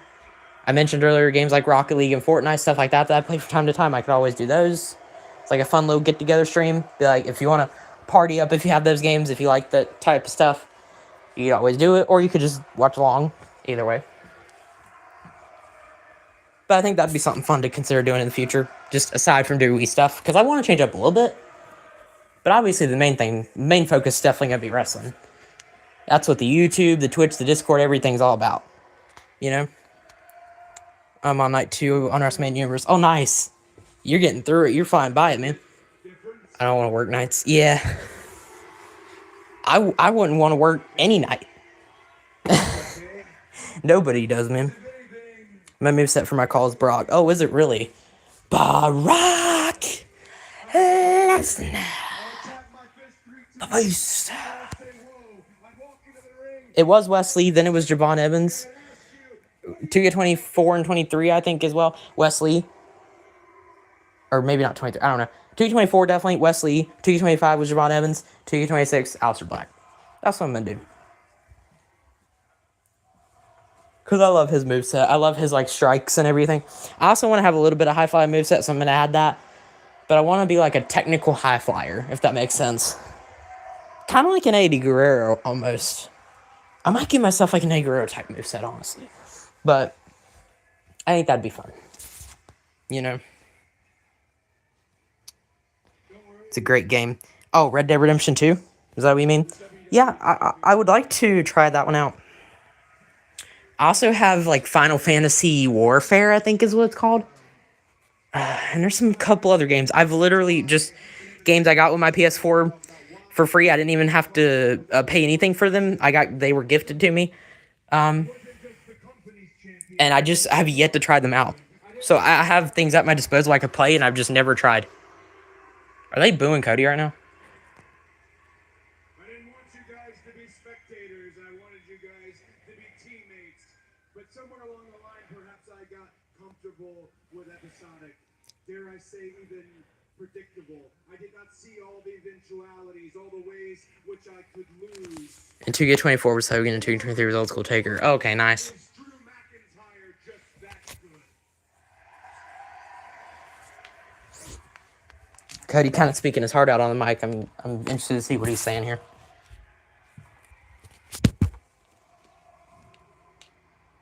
I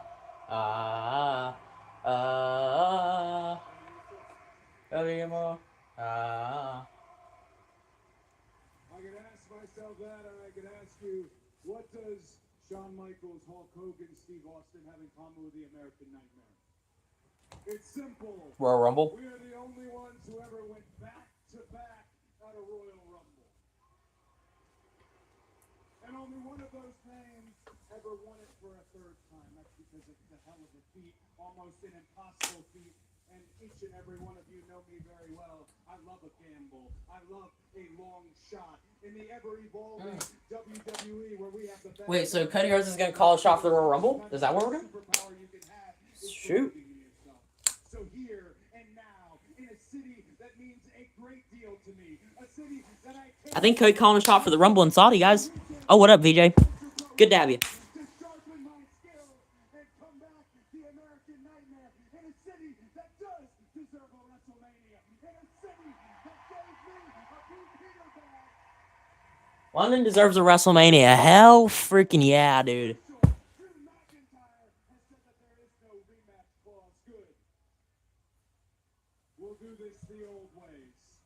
I am officially declaring myself the first entrant in the 2020. Wait, the first entrant?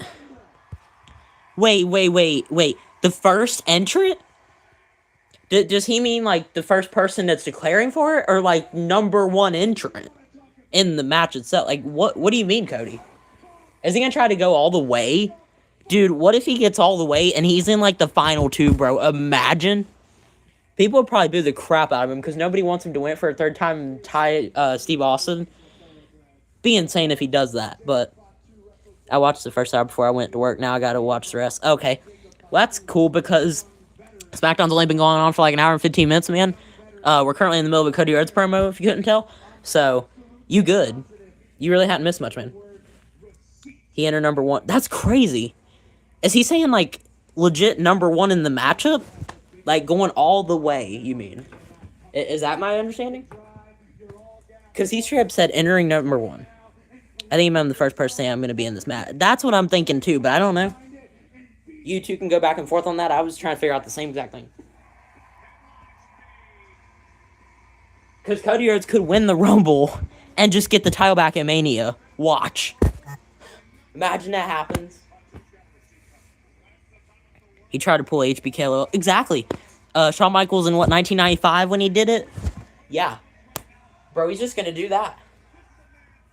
Which he did mention Shawn Michaels' name, as well as Stone Cold Steve Austin. Just saying. They're teasing this right now, and I honestly don't like it. I don't think Cody needs this Rumble win. He can literally pretty much challenge for that title whenever. He really doesn't need it.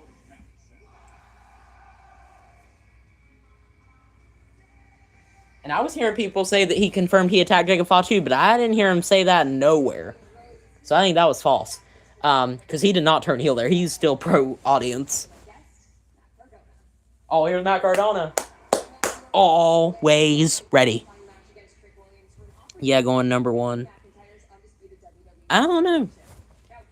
He's the first person to declare, too, so let's see. If someone says they're going to be entrant number 2, then that's going to be funny if we know the people already. See who the better man was, but now that match is going to be against Drew McIntyre. But Drew and I, we go way back, too. Check the history books.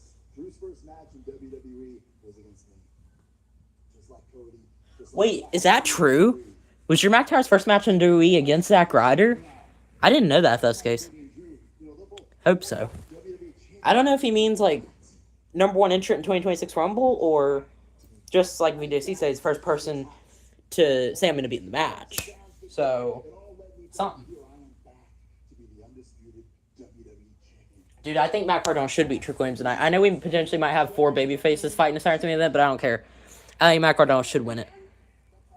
Cody needs the Rumble as he has no rematch. Yeah, true. He doesn't have a rematch clause, but I'm just saying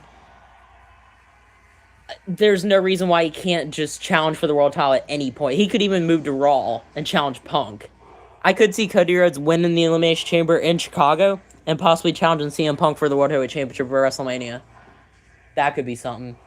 It'll either be Cody or Chris, so that one of them can challenge CM Punk. I think we could run back Punk and Jericho, or do Punk and Cody. Either one really works for me. Or even Punk and Roman if they want to do that too. I don't care. I'm just not interested in a rematch for Punk and Breaker. I don't really care to see that again, but I didn't know that either. Ray did it in 2006. Yeah, he did, which it was supposed to be Eddie Guerrero, to be fair, and he also did number 2, like BJC said. What if Jacob is number 2? That'd be funny if Cody and Jacob start off the match. That's insane. Rick did number 3. Yeah. And I feel like other people don't from... Was it just Shawn Michaels, Rey Mysterio? Because I feel like there have been other guys that did it too. Who am I thinking? I know a lot of people want it from number 30. I can think of that. And there have been plenty of people that have gone like Iron Man or Woman. Like, I think Roxanne Perez when she aired at number 3 in the Women's Rumble last year, and she went on to like get 2nd place. Like, she was in it for a long time. This is where I stopped before I went to work. Okay, so yeah, you're on perfect timing then. Now while it's on commercial break, I'm gonna take a quick bathroom break myself. I'll be right back. You guys just keep chatting for the next minute or 2, and like I said, BRB. Be right back. Taxes, chasing updates, and getting nowhere. Now Taxes is a TurboTax expert, doing it all for you.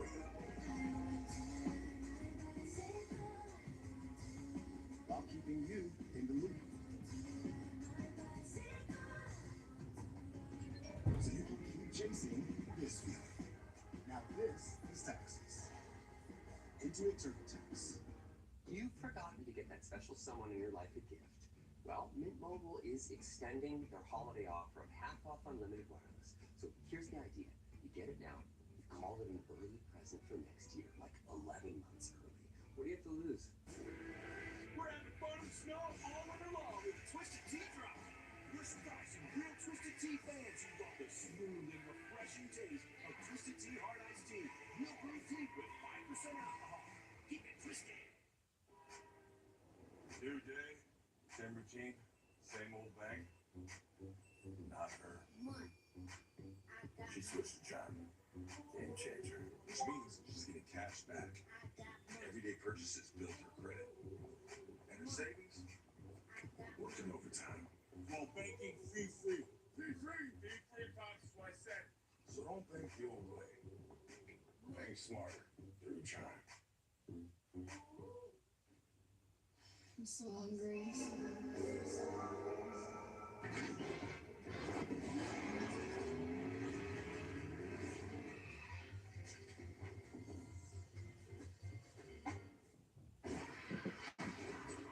Auntie, you're too late.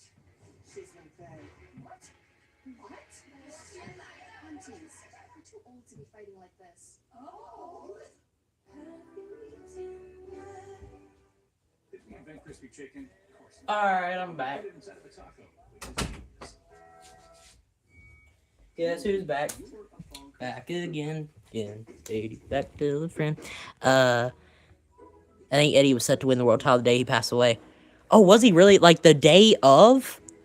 Now, the story I've heard is that it's funny we're talking about that because I kind of said that before. Obviously, Ray kind of took Eddie's spot in 2006 when he passed away in 2005, right? That's the story I heard because I think Eddie Guerrero was originally supposed to win the 2006 Royal Rumble match and go on to main WrestleMania and win the world title there. But since he died, it was just fitting that Rey Mysterio was like basically his BFF and literally his real life best friend, and so that I think that's why they gave it to Rey. But I didn't know of him winning the world title the day of. That's kind of crazy, considering the fact that was over 20 years ago too, man. So sad. Like we just recently witnessed the 20-year anniversary of his passing. That's crazy to think about. I miss him every day, even though I didn't know the guy. I love going back and watch his stuff, man. Eli, gosh, you just gotta love it, man. What do you want to talk about? Cody Rhodes with Finn Balor. I gotta watch that interview. I bet that's good.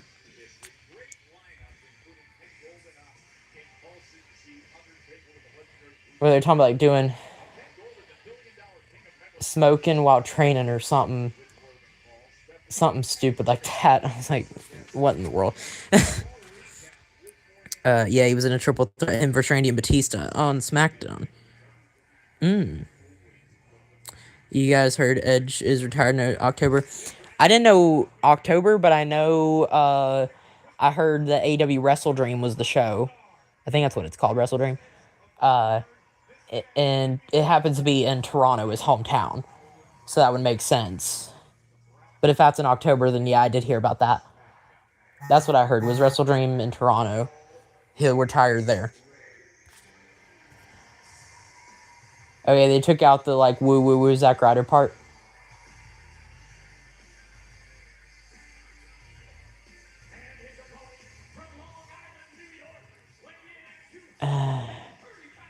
I'm glad Matt Cardona's in WWE. I just wish he had the downsave song, man. Why did... It doesn't necessarily ruin his entire presentation for me, but it hurts it.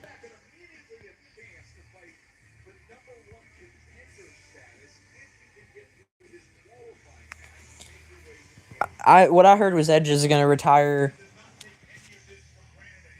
in his hometown at Wrestle Dream, I think VJC had sent it to me because we were talking about it. I think that's what I heard. Always ready. Yeah. This is a qualifying match I'm actually excited for because I feel like neither man can afford a loss. I don't see it being a clean finish. But then again, who could really interfere? Am I right? So I don't know who's winning this. Like, nobody can take a clean loss here. So this is a weird booking decision to have them going against each other.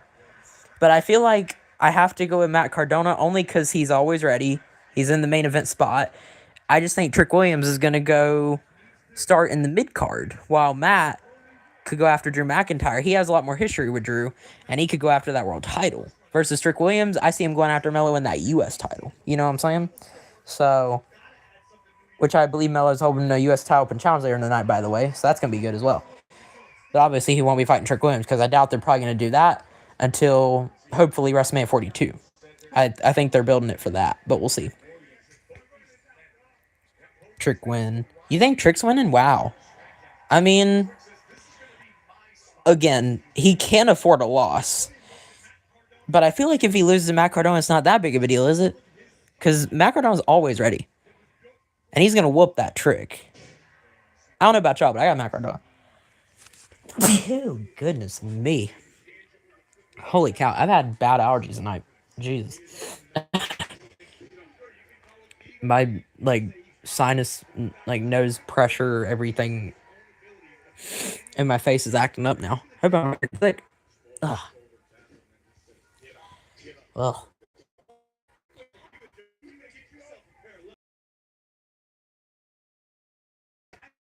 I think everyone needs this. They could both this, but I think even more Trick does. Whoever this match is going to be on the entire card in a 4-way match. So, it's a huge opportunity. It really is. I love when we get fatal 4-way number 1 contender matches. I know we got the draft potential for it. Plus, the news about the 4 new match types I heard in particular earlier, like I Quit, Inferno, 3 Saves Hell, and Dumpster Match. I know RJ and Juan, I think, are about how Dumpster Match would be interesting, but to me, if it's the same thing as a casket match, I'm just not really here for it. If it's literally the exact same animation of putting someone in an object and then the same exact submission mini game, I don't care for it. That's the only thing. But, Juan said dumpster match, Hannah. Well, it was RJ, I think he was talking about, he wanted it, actually. So maybe it wasn't you, Juan. My bad. But I just mentioned y'all because y'all were in the chat the whole time. But yeah, RJ said something about earlier about when I was talking about it and I was saying it. He said he would be interested in it. So that's why I brought it up. But then also, in particular, VJC, I wanted to ask you something. I actually asked the other two in here earlier, I think. I know I asked RJ. I think Juan was in here when I asked too. Would you be interested in watching some WWE 12 Universe mode from me, potentially? So I know you were in here earlier. We were talking about how my SVR 9 game is broken now, basically. And I'm currently still Googling, doing some research on figuring out how to make it work again. We're getting there. I think I'm going to do that after the stream is over because I have time now. I think I'm going to mess around with the PS3 later tonight and tomorrow and see if I can get the game to work. But if not, I did just remember I happen to have the WWE 12 disc in my possession right now as we speak. It's actually, I don't have the light on, so you probably can't see it, but it's the disc I can put into my PS3 to make it work. I was just going to ask the rest of you guys if you were interested in... I don't know if I'll do Road to WrestleMania WWE 12, only because it's in sequential order. It's kind of harder to go out of, and I've already done it.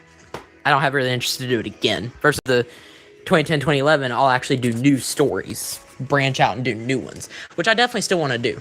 So I probably will do 2010 and 2011 tomorrow, is what I'm thinking. Might try to do one story in each game mode. I could potentially do a dual stream. We'll see. Or maybe do 2010 Saturday, 2011 Sunday, I'm thinking. Something like that. But then if I have any extra time, since I'm not doing a Saturday, Sunday night stream, anything like that, I'm not streaming TNA Genesis, or I'll probably watch TNA Genesis, but I'm not going to be live for it. And if that one link that you send works, and an AEW Collision, if that's on, yeah, I could care less. So... And then Sunday, obviously, there's not really anything going on as far as I know. But a WWE 12 Universe mode, because I don't know why I've just had an itch to get into Universe mode. I'm not a huge fan of SmackDown or Raw 2011's Universe mode, like I talked about. And WWE 12 happens to be known for a great Universe mode. It has some pretty cool cutscenes in there that I like. So I was thinking about doing that. I wish I had Dewey 13 to 2K17, especially 2K16, because you had said you wanted me to stream the Stone Cold Steve Austin Showcase mode from the game, and I would not mind going back and doing that again as well. But I unfortunately do not have the game with me at this time. Still working on that, figuring that out. I have the games, I just don't have them with me. It's a long story, but I'm working on getting them back. And another one I wanted to go back to, honestly, was 2K14. And maybe 2K15 as well. Not just for their universe modes, but also for their showcase modes, potentially. Thinking on stream is something when it comes to those game modes in particular. But I just don't, I haven't figured it out for sure yet. But I just want to let you know, I was thinking about that. I know the feeling about it. Yeah. Yeah, I just like started doing that an hour ago. But he's in the one in Royal Rumble, Cody. You said Cody's entering one in Rumble? I mean, that's interesting. I think Trick will lie, cheat, and steal his way to victory. Y'all got Trick winning. Interesting. I mean, now, granted, I'm not against it by any means. It's just... both men need it. But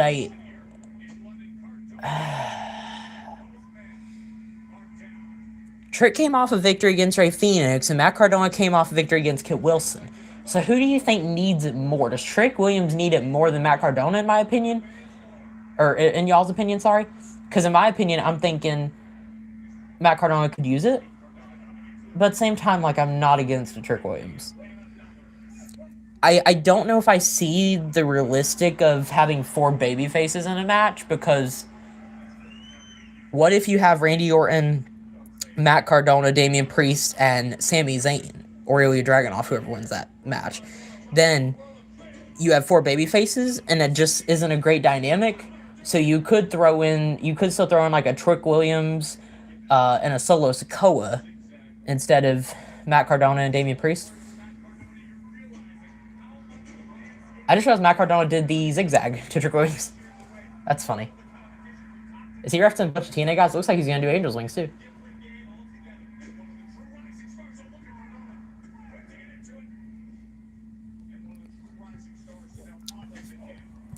I want I Quit match. Yeah, I think we're going to get the I Quit match. That's one I'm definitely excited for. I Quit in 3 Stages of Hell. I know a lot of people are excited for that. Inferno, I probably will play, honestly, a few times and be done with it, just because it's not really my thing. I know Inferno match was a match that I asked for, but at the same time, I'd much rather have Iron Survivor near me, personally. I think my big 3 match types I was talking with you guys earlier would be Iron Survivor, Buried Alive, and Strap match. Those are the big 3 that I want in there now, because if we're getting 4 of some of the other ones that we've mentioned, then I'm okay with that. But in 2K27, give us Buried Alive, Strap match, and Iron Survivor match. As well as maybe some retro matches. You could do something like a championship scramble, or like that one match, what's it called, where they fight on top of the ring, like the fight pit. Like that thing would be kind of cool. It would be like an alternate version of like a steel cage match, you know? That'd be something. I think Seth Rollins and Matt Riddle fought in it one time. It was that thing. I'm trying to think. You could do like a beat the clock match of some sort. Oh, like a tag team gauntlet or tag team elimination chamber. 40-man Royal Rumbles. Put that back in. Or even 50-man Rumbles if you want. You could do that too. Stuff like that, maybe. But that's not necessarily new match types. It's just kind of improving on ones that are already in there. Which, speaking of improving on current match types that are in the game, I would definitely upgrade. I would definitely give a huge upgrade to the Hell in a Cell match type. Because, let's be honest, it needs it, man. Trick shot to Matt Cardona. Are y'all right? Wow. Trick Williams pinned Matt Cardona? Holy cow. He's going to be a top superstar, y'all. Randy Orton and Trick Williams are going to be a Science Man event. Imagine Trick Williams versus Drew McIntyre. I don't think it's going to happen, but he'll probably be the one that gets pinned, truthfully. But that'd be crazy. Or if Sosiko's in the match, he'll probably, yeah. But that's interesting. Wow, y'all. Trick Williams beat Matt Cardona. I didn't see that coming. I didn't expect that. Huge win for Trick Williams. And Matt Cardona still... Kid Wilson's here. Yes, we love that guy. Kid Wilson. Kid Wilson. No one can top it. Feminine vibe. Yeah, I'm the topic. I'm never gonna get that song stuck out of my head. Oh my god.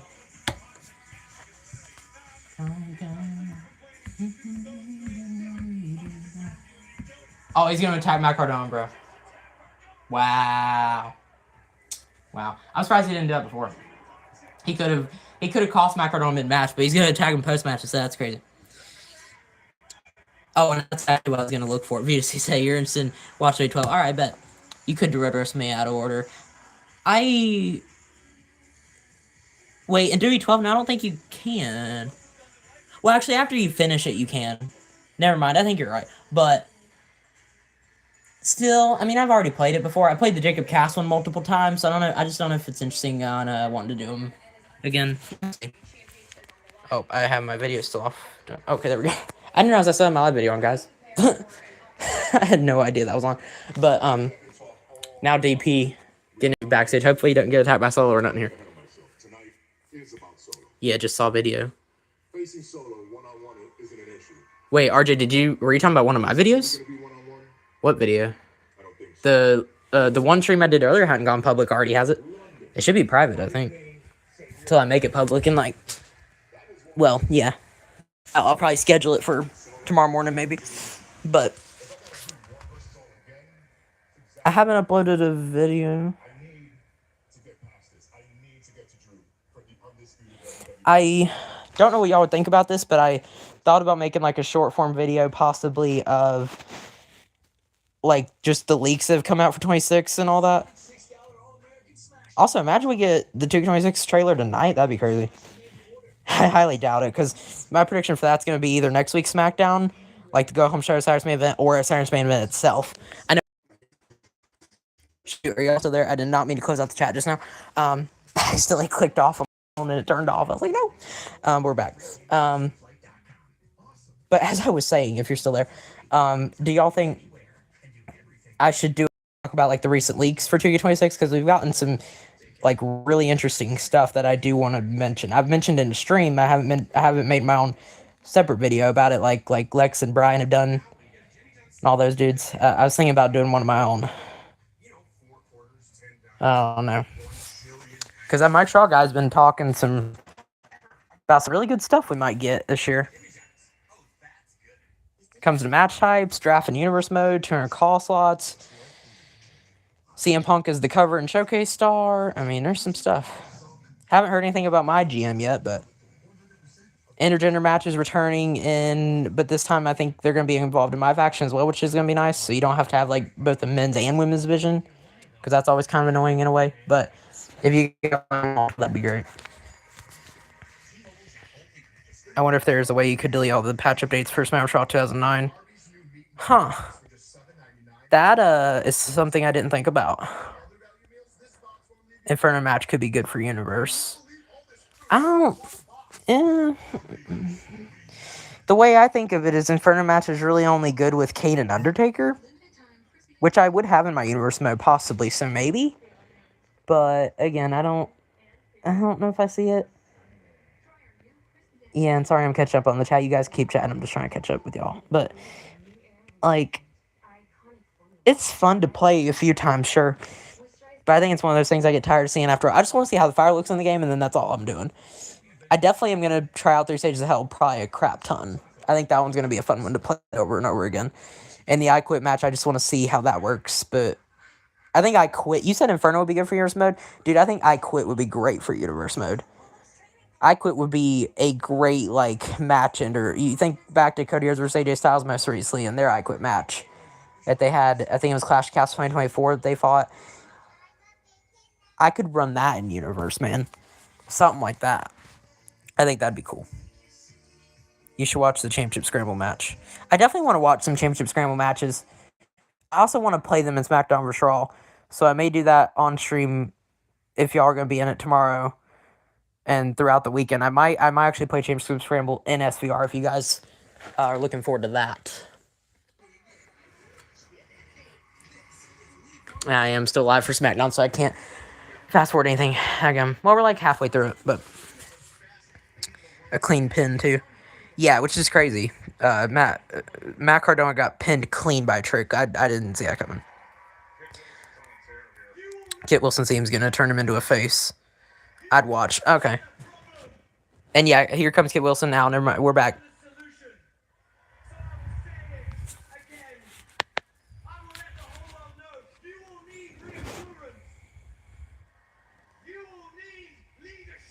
Hopefully you guys are still in there. I did not mean to leave the thing, but hopefully we're back now. Hopefully y'all can still hear me. It's got the time going, so I think we're good, but I legit turned my phone off, not even thinking. I'm like, I can't do that. Oh shoot, Jacob Fatu's going to attack Kit Wilson. Dude, Jacob Fatu's on a rampage tonight, yo. Was Kit Wilson the one who attacked Jacob Fatu? Pretty deadly with the tender motion. I turn around for you. I still here. All right, bet. All right. If you're still here, then we're good. We're good. Just making sure. MVSC's still here. Cool. Yeah, I didn't mean. Long time no see. Anthony Campos, what's up, man? I see you changed your profile. I can't tell what that is, but that looks new. Nice to see you in here, man. Been a bit. We're watching tonight's Friday Night SmackDown right now. Like I said up in the Q&A thing, no spoilers. You don't have to answer that. I just have it as like a reminder. But because if you saw some spoilers earlier today, don't say nothing. I saw some too, but I don't want to say anything.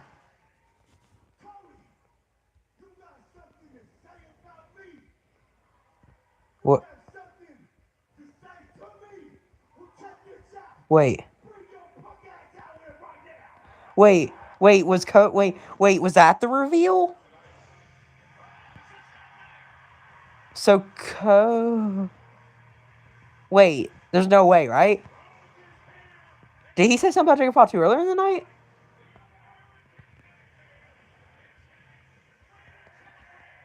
So, wait. So, my question is, does Jacob Fatu know who attacked him? Does he know if it was Drew or Cody, or was he kind of just blind? Like, they've had blind backstage attacks before. And, like, the one time they didn't really do that, and they kind of had it in a unique way, was when Naomi attacked Jade Cargill last year. But I feel like for this, it could just be, like, one of those things where, like, Big Cass attacked Enzo, and they've done it so many other times before, too. Like, where you don't know who attacked you because you had your back turned. But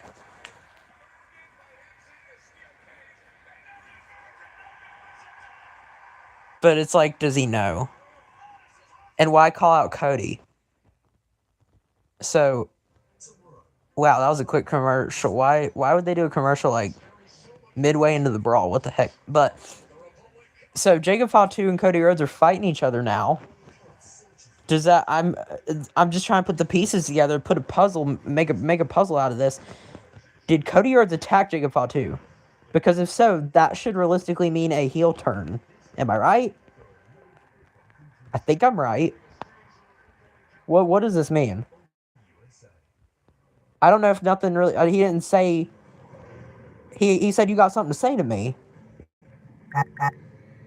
Was he talking about what Cody said earlier in the night? Before he, like, declared for the Rumble? Or did he mean the attack? We can take that multiple different ways, guys. I don't really know what he meant by that. So that's interesting. It's Ribby from an older WWE 2K game. Oh, is it really? Probably WWE 2K20, I think. Which is obviously considered to be like one of the worst wrestling games ever, but, you know. Did you know the person who voiced Jacob in WWE12 was Austin Aries? Oh, was it really? The voice of Jacob Cass from WWE12 Road to WrestleMania, you're saying is Austin Aries? I didn't know that. Oh, that's cool. I saw one spoiler as well. Also watched TV on DVD watching Green Arrow. Oh, okay, nice. Green Arrow. That's good. I like the one that was on Netflix.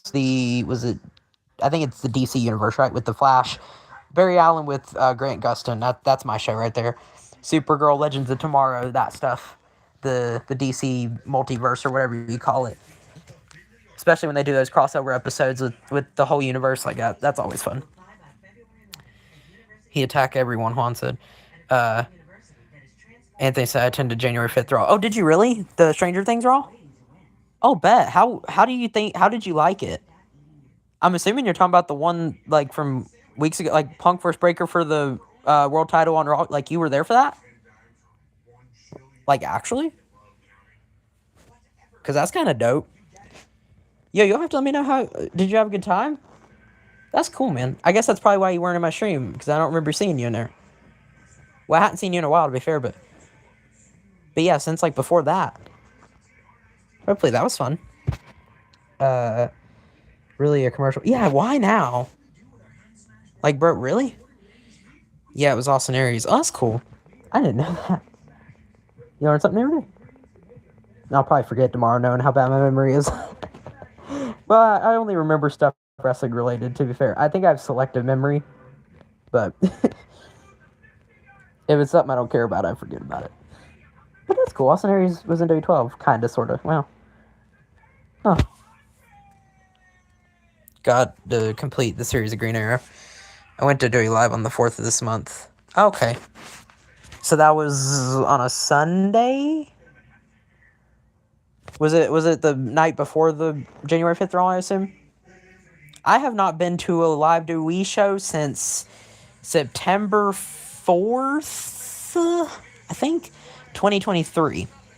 It was the Raw where Gunther defended the Intercontinental Championship against Chad Gable and embarrassed him in Charlotte, North Carolina. And it also happened to be Matt Riddle's last WWE show that I was there for.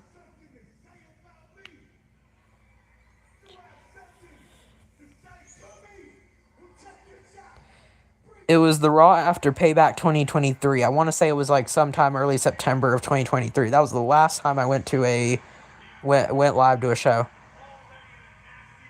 Not counting AML Wrestling and WrestleCade that I went to earlier, like last year.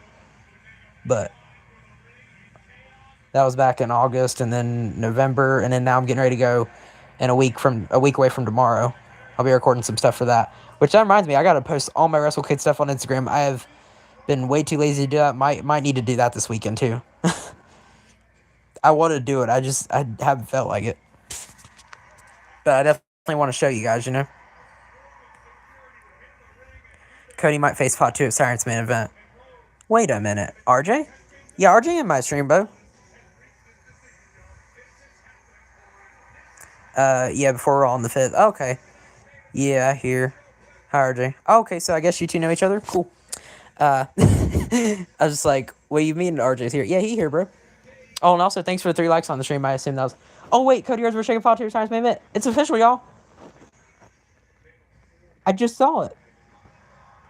And now so is Coke coming out. I guess we're getting him and Damian Priest now. Shoot, it's official, y'all. Cody, you were just saying Cody Rhodes versus Shaken Fatu Sirens main event. It's official. It's happening. Oh, Sosco really has... First off, they got an MFT Titantron, which looks kind of sick. And Sosco is really holding the lantern, which is just wild. Imagine he added that as a part of his entrance. That's just crazy. I kind of like that with the green lighting, low-key. And the red letters on the Titantron. That looks kind of cool. It's basically Sosco's colored Titantron. It's like a bloodline colored Titantron, but it says MFT on it. Just kind of cool. I like that. I could have possibly gone to the January 5th Raw, but I absolutely hate driving in Brooklyn. Wouldn't have been worth it for you, huh? It wasn't too far away from you. But, yeah, like I said, it's been a while since I've gone to one. I got old clips I could share with you guys. Might do like a 3 years ago on this day type of thing. Like I know Justin does a lot of those videos. Might do something like that, like on this day. I see clearly. So, throw a little edge reference in there. But, yeah, could do something like that. Like 3 years to the day. Like I recorded this clip of Seth Rollins, Shinsuke Nakamura from Raw and all that. I don't think it would get copyrighted if you attended the show. Because, like, obviously people put stuff on vlogs, you know what I'm saying? So I'm sure YouTube allows. As long as it's not Dewey footage and it's like live footage, I think you can post that to YouTube. So I might do something like that.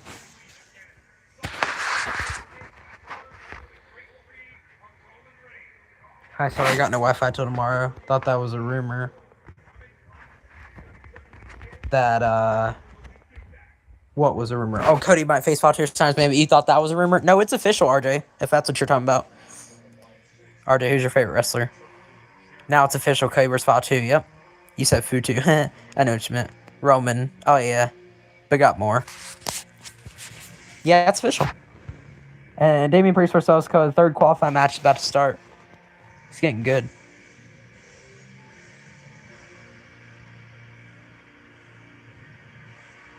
It's technically your own footage, so you should be able to use it. Just the music you might not be able to use. No, I would... Only thing is I may have to...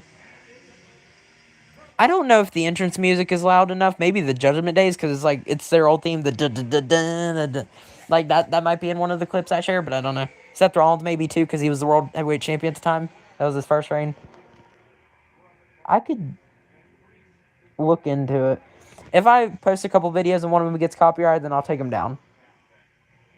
If I see anything that pops up that it looks weird, then yeah, I'll take them down. But I do kind of want to try it. I don't think the music is loud enough in them. Like, one of them is just a straight-up promo of, I think, Seth and Shinsuke. Shinsuke actually hit a GTS on Seth, if I remember correctly, that Raw. Which is funny, because just 2 or 3 months later, Punk came back. He had teased it on that. I'm pretty sure it was on that Raw I was at. He had a GTS to Seth on the stage, and I was like, oh, shoot. Which that's usually like a Japan move, because guys like Hideo Itami used it too. But it's funny, because Shinsuke did it, and we were like, oh, CM Punk. I think the crowd started chanting CM Punk. It was funny. And then the Gunther Tag Gable was the main event match, which I actually got to sit in the front row, and I was behind the announcer table. I don't know if you'd go back and watch the Raw. It might be on Netflix, but I actually was on TV. If you go back to the main event it was the 1st September Raw. I don't remember the date. I want to say it was the 4th of September, 2023. If you go on Netflix and find it, it's the one where Gunther defended the IC title against Chad Gable. But if you go to like the commercial break before the entrances for that match start, they're showing the announcer table, and I'm like behind them waving at the camera. I was like, it was pretty cool. Before I actually got to be on ESPN TV for a basketball game recently. So, some pretty cool stuff that I've been a part of in my young life, in my, like, almost nearly 1-year career here on YouTube. It's been fun. I just wish I didn't still have to go to school, because that's always boring. But the good thing right now is I get to come home at like 11, 11:30, and I typically have a good bit of free time on my hands, so that hadn't been too bad. But I got a couple college classes starting on the 26th of January, so then I'm going to start to get a little less freedom when it comes to that. Might be doing less streams on here if that's the case. I'll definitely be live for the Rumble, though. Probably the big PLEs, Rumble Chamber, WrestleMania, definitely those. Since they're on Saturday nights, I should be good to stream those. But otherwise, like, you know, Raws and NXTs, TNAs, potentially SmackDown. I would like to try to stream every SmackDown if I can, but if not, then that's wise, because I'll probably be busy. So, it just depends. Like, starting in around February or so, after the Rumble happens, I don't know if you will see much of me. But I'll always keep you guys posted, mainly in the Discord server for most of you guys that are in it. Anthony Campos, I know you're not in it, but I'll try to keep you updated through, like, YouTube posts, maybe. If you come across them, then, yeah. Do what I can.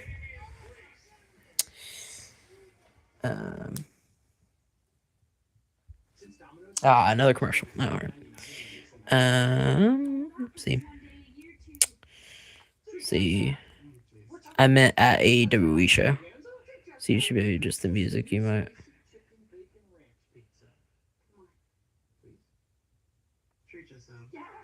Well, I think if we're talking about the music for, like, I don't think music will be playing in the background. I'll have to check, man, because it's still in my photos on my phone. I'll have to see. I'll also have to get, with it being a new phone, I might have to get re-access to the video footage. It's in my photos, but it's it's like backed up, so it's kind of complicated, if you get what I mean. Like, I think it has to come from my camera and not my photos, but yeah, I'll have to figure it out. Considering the fact it's only been 3 years now. I may not even do it. It was just a thought that I had. But I think Cody lost to Drew so he can get destroyed by Dragon Fatu, leaving Cody bloody in the match season, writing Cody off TV like what Fatu did to Braun last year. Last yeet. I'll look for it. Oh, I mean, you don't have to, but yeah, I just kind of wanted to flex on you. I wanted to flex on y'all real quick. Oh. Oh. I just flexing.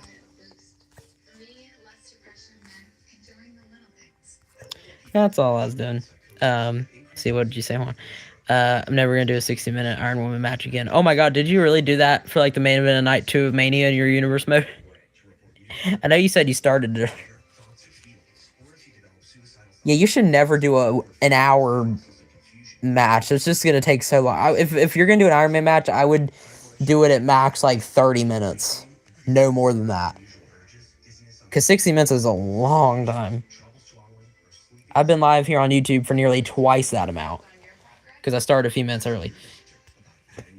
So I've gone about an hour 56 minutes. I accidentally started the stream a few minutes before 8, but that's why y'all didn't see the link in the Discord, because I was usually gonna click next and share it, but it just said 3, 2, 1. I'm like, well, shoot. Sometimes it works, sometimes it doesn't. It's weird. I think if you schedule it for like 5 minutes ahead of time, it won't even give you the option. But if I do it like 30 minutes to an hour ahead, it usually works. It just depends, I guess. It's weird. It's weird like that. Can I actually answer my own Q&A? No, I don't think I can. It'd be funny if I could. 10 minutes is tops for me for an Iron Man match. Honestly, yeah. Nobody has great attention spans nowadays. I might be going too far with 30 minutes. I'd say up to 15. Because I think that... Isn't that the default for Iron Man matches is 15? So I would go for that. But otherwise, nah. If the default is literally 15 minutes in the game, that's just what I would do. I would just keep it at 15 for real. Keep it a buck with you. Now we're back on SmackDown. Damian Priest versus Solo Sikoa. We already know 2 of the names that are in it. You got Randy Orton and Matt Cardona. Now who's going to join that list of names? Solo Sikoa or Damian Priest?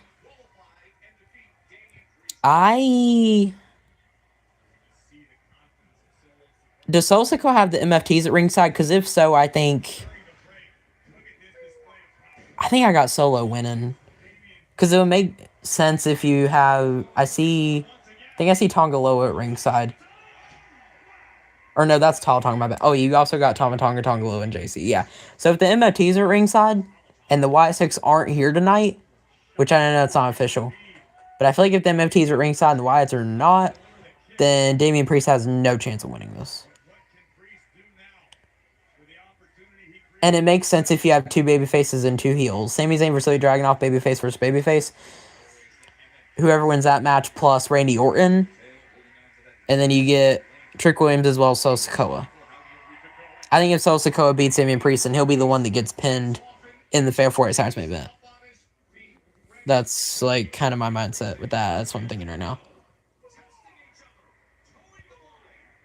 Yeah, it was Lola versus Jordan for the world for the World Women's Championship match in the main event. Okay, that actually doesn't sound too bad. Okay, Lola Vice versus Jordan Grace. I like that.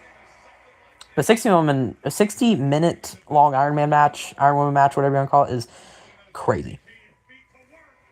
Like I said, I would do no more than at the very max 30 minutes, but honestly, preferably like 10, 15, maybe 20 minutes. Something like that. Only if the storyline really makes sense to go on 60 minutes long. I don't know if Lola and Jordan can really go that long. No offense to them. It's just a long time. That's something I would put like Roman Reigns and Cody Rhodes in. I don't know about those 2 girls, though.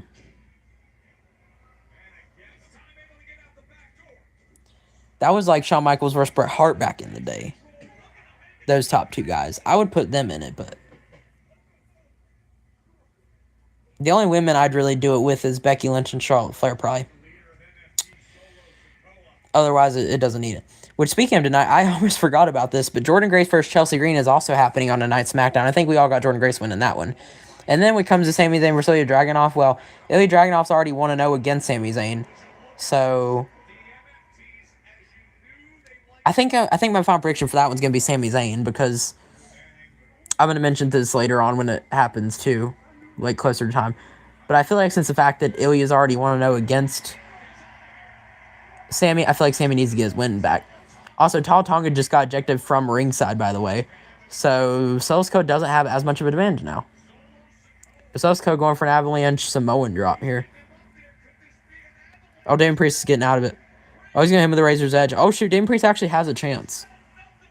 Wow.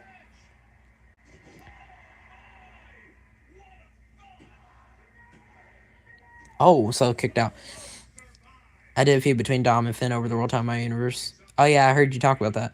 Lola was the Rumble winner in my universe. Okay, so I'm guessing Lola Vice was the Rumble winner. Jordynne Grace was the WWE Women's Champion. Is that right? She was the champ, and Lola was Rumble winner. That makes sense.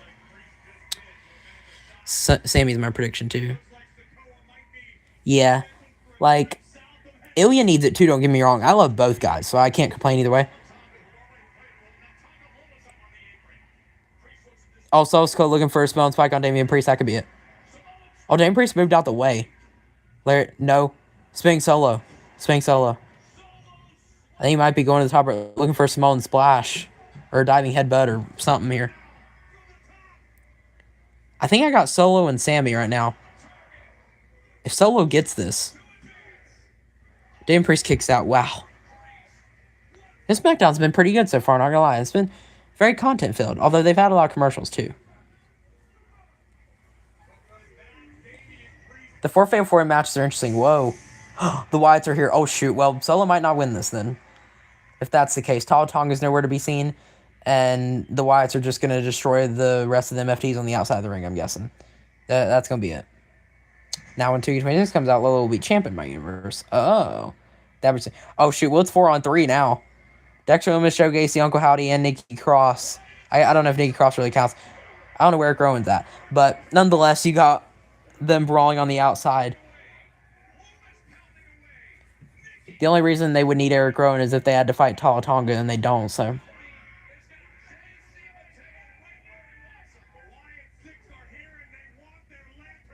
Uncle Howdy fighting JC Mateo. Uncle Howdy gonna get his lantern back. Also, Sikoa on the outside going after Uncle Howdy. Is he gonna hit Damian Priest with the lantern? If so, he's gonna get disqualified, bro. Or he's just distracted. Yeah, he made a really dumb mistake. Damian Priest's gonna choke him out now. If Damian Priest hits the South Heaven on Sikoa, it's over. Well, Damian Priest's gonna win. Nobody kicks out of the South Heaven unless you're Gunther. Ding, ding, ding.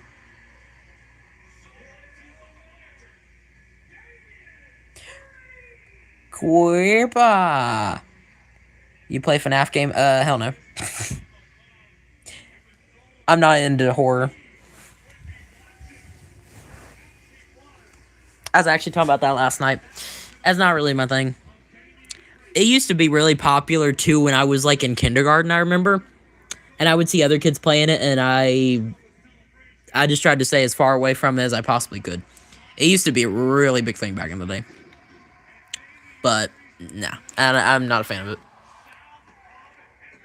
I know what it is, but I don't play it. Okay, so I was wrong on the winners of the second and third match.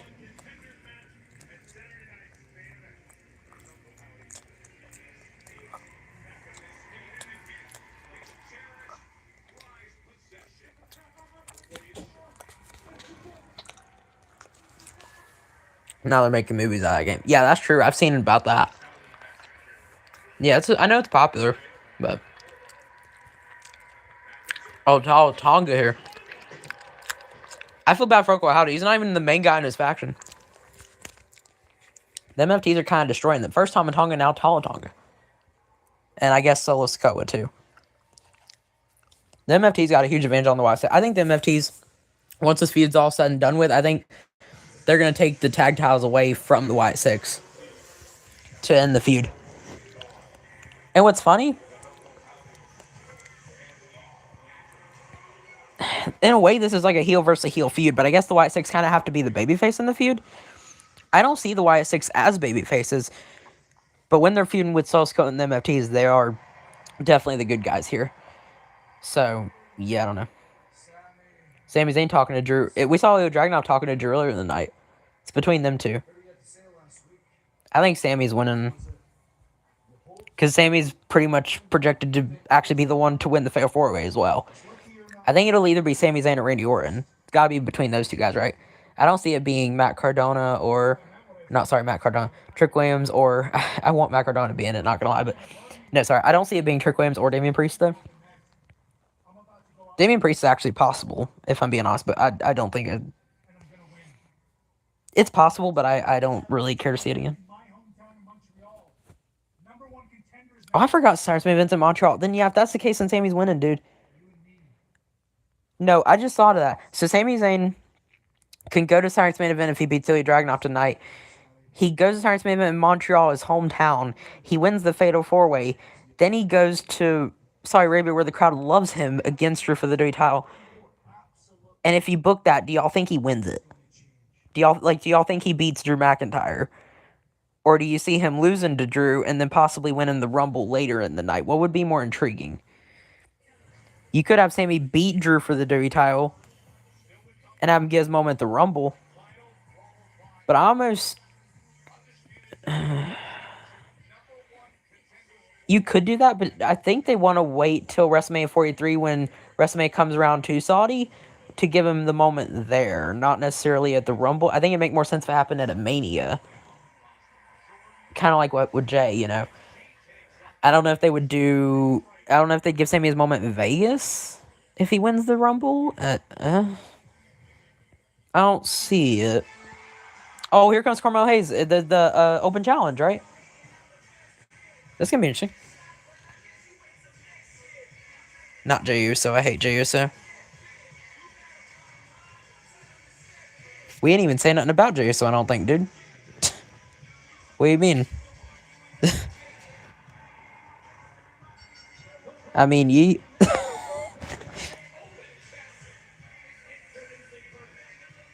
I didn't think you hated Jey Uso. I thought you liked him. I guess not.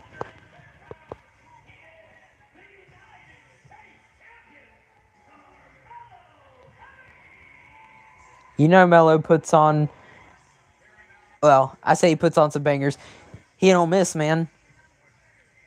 You know what they say? Melo don't miss. He is him. These are the two people I see face Drew at the Rumble. Either Randy or Sami.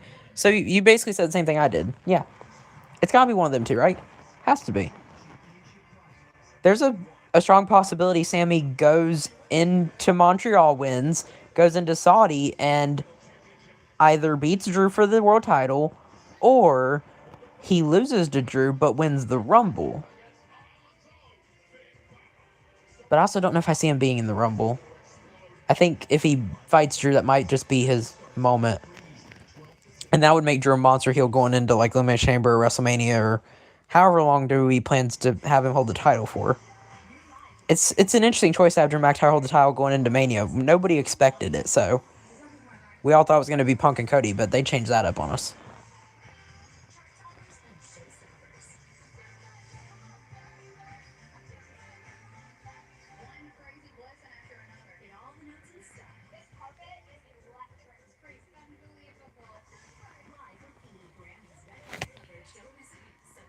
I think Damian winning. Oh, Juan, you kind of got an outsider pick there in Damian Priest. I mean, you run back Damian and Drew. This time, not a steel cage match where Jesse Ventura say he walked out the freaking cage. He walked out like you shouldn't win like that. He's a coward. I just hate the way he won that anyway. But I mean, it's possible, dude. Yeah. Also, what if Randy wins at the Rumble? You mean the title or the Rumble match itself? Because to be fair, either one's possible. You could do Randy Orton versus CM Punk, but I think Randy Orton versus Drew McIntyre, either at the Rumble and or at WrestleMania, again, could be a huge possibility. It's funny, you could walk out the door of the cage back in the 80s as well.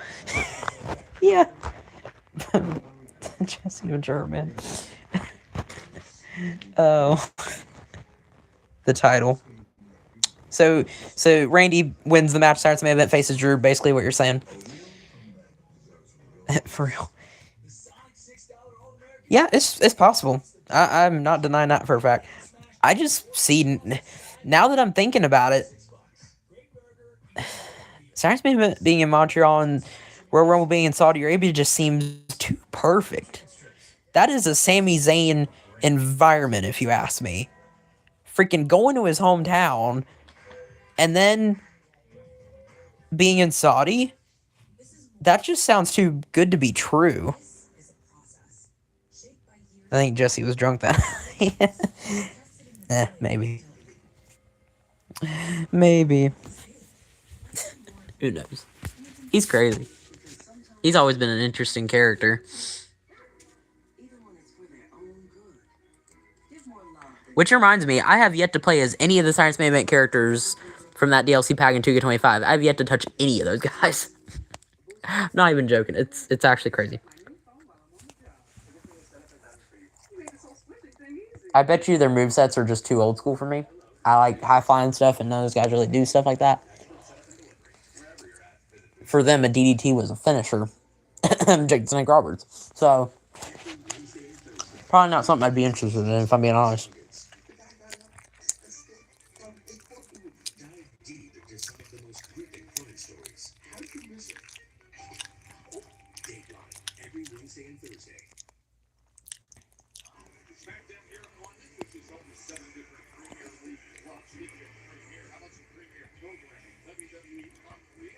Season 2 is coming back to Netflix. It premieres this Tuesday, January 20th, only on Netflix. Here's a sneak peek. I wonder if they're going to show Science Main Event early because of UFC. I heard about that. Becky Lynch on WWE Unreal. Oh, I can't wait for that to come out like this Tuesday. I just remembered that. That's from them Extreme Rules 2019 they're showing there. It's funny, Lacey Evans isn't really showing that clip. You got Baron Corbin there. I love having her on the road with me. It's a great thing to be able to share special moments together, understand each other, be there for each other. WrestleMania 35, I think. I found out that Becky and Seth were, and I had no idea. And it was the last time we were at MetLife Stadium for WrestleMania. WrestleMania 35, yeah. He was about to go on, and I was behind Gorilla, and all of a sudden I see them making out. Love you. I think I even joked like, "God, get a room." Huh? Get a room. That's unreal. Had to do it. Yeah, I heard that Science Main Event could be because of the UFC on Paramount, you know? That they don't want to compete with them, which is understandable. What if Kevin Owens came back as Science Main Event? Ooh. I mean, you know? I think it would make more sense if he came back in the Rumble, but then again, Science Main Event being the hometown crowd. I think that's where he was last at, wasn't it? Oh, it's Leon Slater. Wait a minute, because on TNA last night, he couldn't be in Dallas, Texas, because he's in London, because of travel issues. Oh, that makes so much sense now. Oh, my God. This is gonna cook. TNA X Division champion Leon Slater fighting Carmelo Hayes for the United States Championship.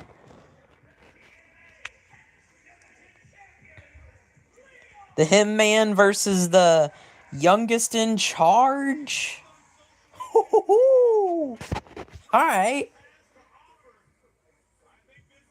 I like Sid's moveset. Alright. Yeah, I know you said you were a big fan of Sid Justice, Psycho Sid, yeah. That's cool. I heard Seth didn't want to do Unreal. Oh, man. I know some people didn't want to do it. And yeah, Juan said Paul Heyman hates it.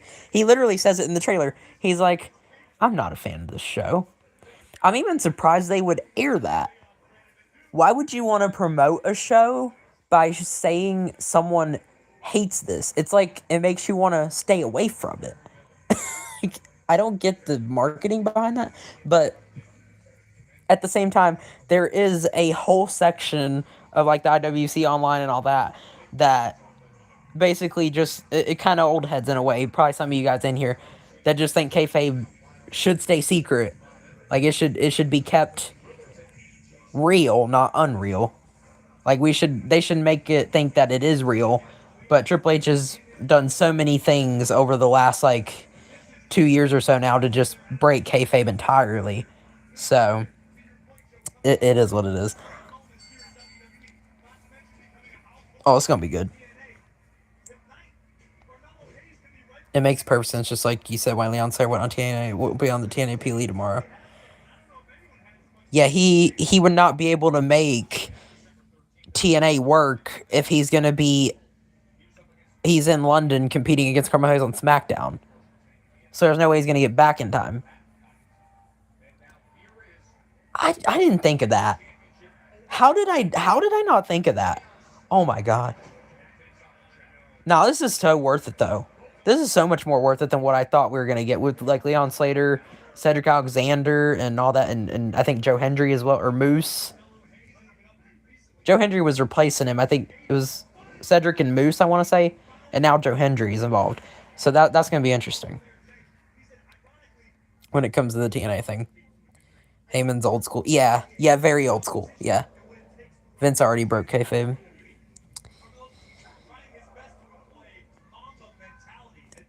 They did, but I feel like Triple H has done it way more. In the last 2 or 3 years that Triple H has gotten in charge, I've just noticed that's been a thing. Like the Raw Netflix, the very first one, January 6, 2025, he opened up Raw by basically saying, this is all fake and scripted. Just straight up. He's like, we don't care if you think this is real or not. And I'm like, really? I'm not even old school, but like, oh, Mello get hurt? Is that, hopefully that's not legit. You good, Mello? You good? Is he trying to outsmart Leon, or? I think he was trying to outsmart him, but it's not going to work. He almost trying to, like, fake an injury, like he's the heel in this. Oh. I didn't think of that either. Oh, man.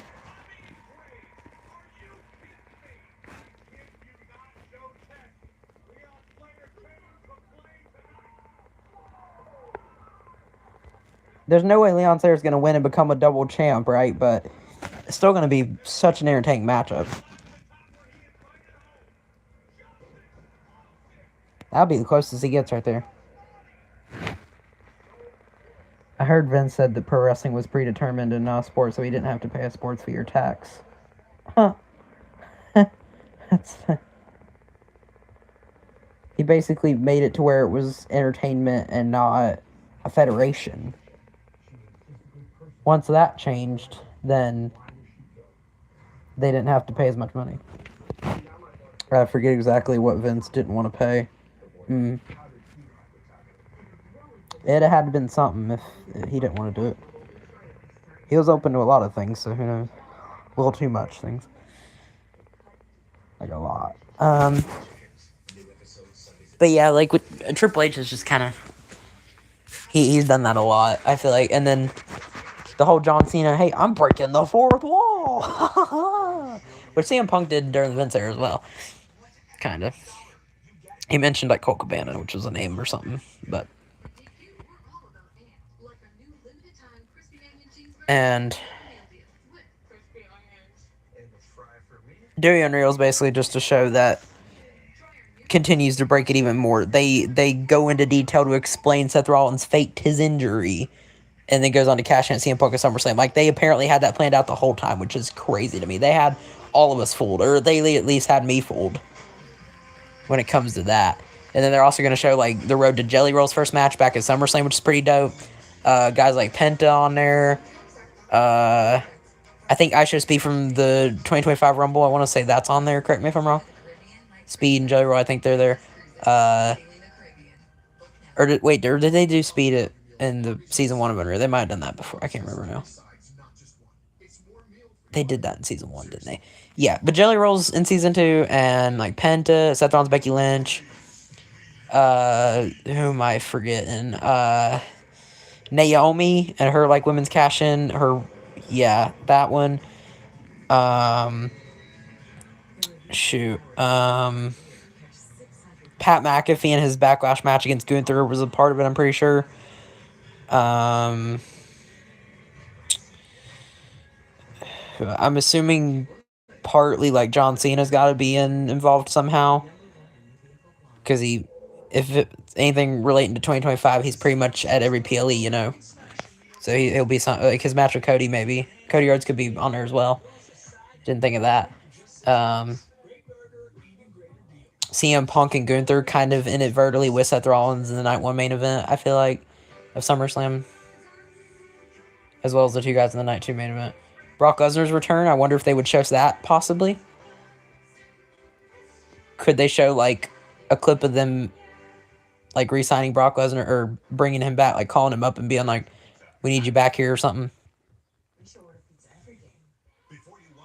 Different things like that. I'm excited to see it. It's just, I get the perspective that maybe this isn't for everybody.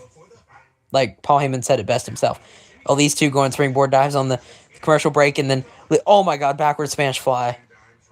Like, basically a moonsault. That was sick. Cheap bastard. They showed Becky. Yeah, they did show Becky and Seth.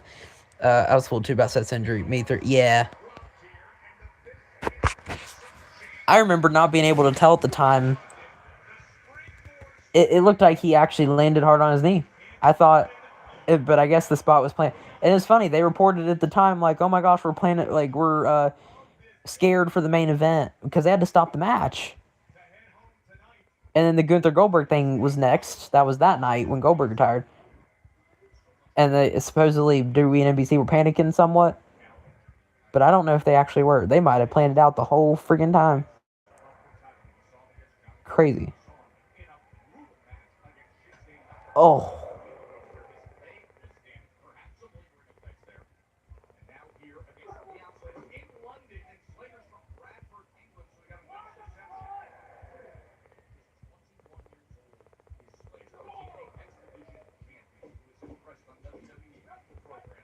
These two going back and forth. Sorry if I'm not looking at the right now. I'm just watching this match. Mo with his Troll to World DT. Suplex cutter followed up as well, looks like. Got it. Leon is just so good. Quick kick out. I think that's why they show Heyman if they're doing Brock. Yeah, it could be. That's true. You know, what if, like, Seth really got injured at Transformation, but when they looked at it, it wasn't bad at all, and they turned it into story. Yeah. But I guess we'll figure it out on Tuesday. Whenever it officially gets out there, we'll know. You know? Leon Slater, let's go. Leon Slater, let's go. First 48, nope. Like a single leg Boston Crab? No. Roll up. Mello gonna win like that? No. Can't do it like that. Got hitting up, but not. Oh, Leon's there with a huge kick there. Kind of was like a Harlem sidekick. Booker T style. Oh, yeah, man. You know what you said, VJ? I mean, that's a huge possibility. That he did get injured, but what if he wasn't, he wasn't out for long?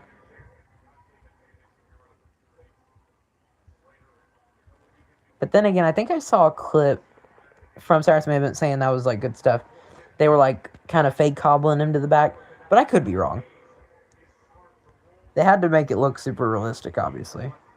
For all the reporters out there that were going to be like, well, he's not actually hurt. Because otherwise it would have gotten around. I'm surprised they were able to keep that such a secret. Which everybody was pretty much predicting the night of that SummerSlam Night 1 main event that he was going to come back, but It's just you're going to predict that in every CM Punk match almost. The fact that he won the world title and he got screwed by Seth Rollins, that was just too perfect to not do. So, like, I totally get it. And then Luck knows that Seth Rollins gets injured and Punk's able to win the world title back anyway and still has to this day. He'll probably lose it at Mania, I'm thinking. Unless they pull a swerve on us and have him lose it at Chamber. At least you're going back and forth in roll-ups. The Elimination Chamber is in Chicago, which you got to think about. CM Punk's got to be on that show in some type of capacity. I just don't know what exactly he's going to do on the show. Will he defend the world title inside the Elimination Chamber possibly, or will he just have like some type of segment promoting the WrestleMania match like what they did with Cena and Cody, you know? Because I feel like the winner of the Elimination Chamber will probably go on to challenge Punk. I feel like the winner of the Men's Rumble, if it ends up being like a guy like Roman Reigns, he's going to go after the SmackDown title, which means the winner of the Elimination Chamber will go after Chicago's own CM Punk. And he'll probably be on the show to just like confront the winner of it. Oh, Leon Slayer doing his dive to Carmelo on the outside. No way he does it, bro. It's crazy. Leon Slayer, future WWE star. 100%, dude. He's in the top 100, or top 1%. That's what it was. EC3. Swanton 450. No, we missed the mark.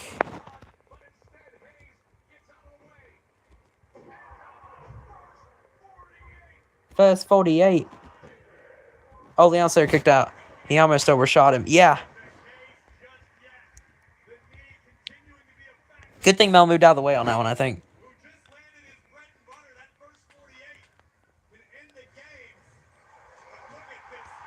Oh, you mean on that dive, don't you? Yeah, he did there too, actually. He almost didn't hit him. That's funny. I didn't even notice that. He ain't go for nothing but net, ain't he?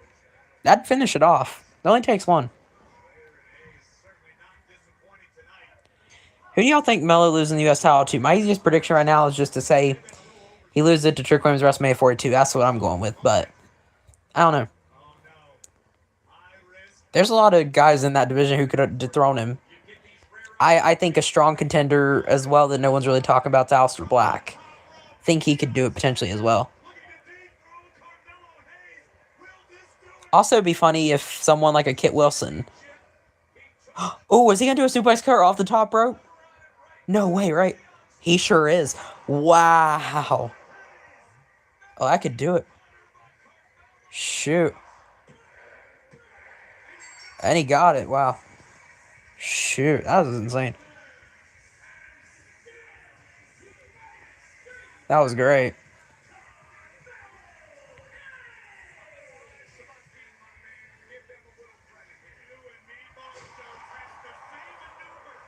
What a match. Hallelujah. I didn't want that to end, man, but...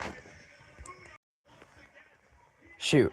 I just accidentally walked out YouTube again. Hopefully we're still here. But yeah, dude, what a match, and... just great showing overall for Leon Slayer. I forget what I was going to say, but...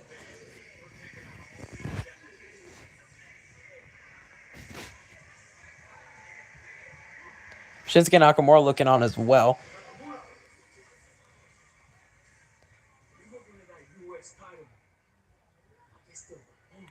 Tama Tonga still wants it, weirdly enough.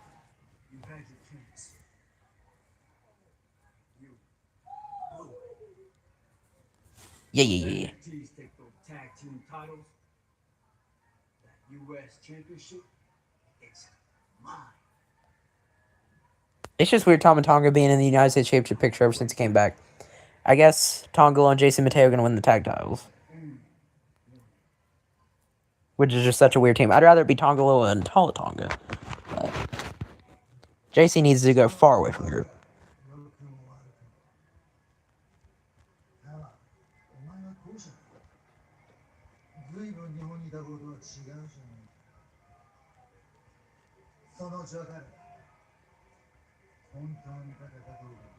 I wish I could understand a single word Nakamura just said, other than Tama.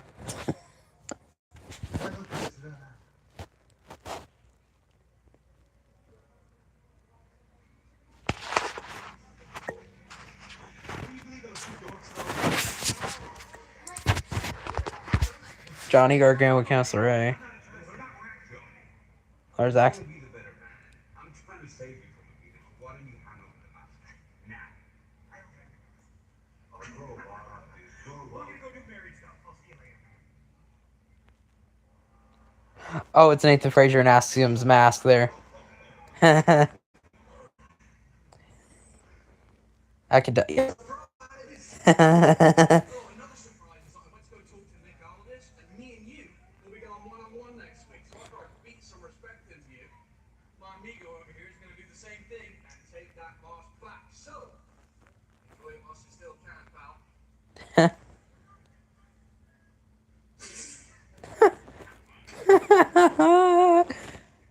Santon with Fraxium.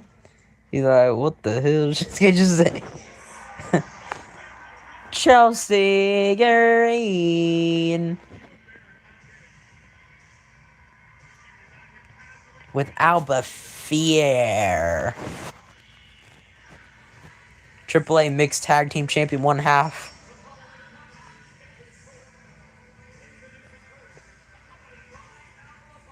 Dude, Matt Cardona's so lucky.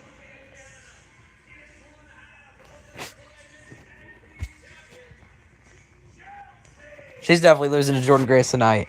No doubt about that in my mind.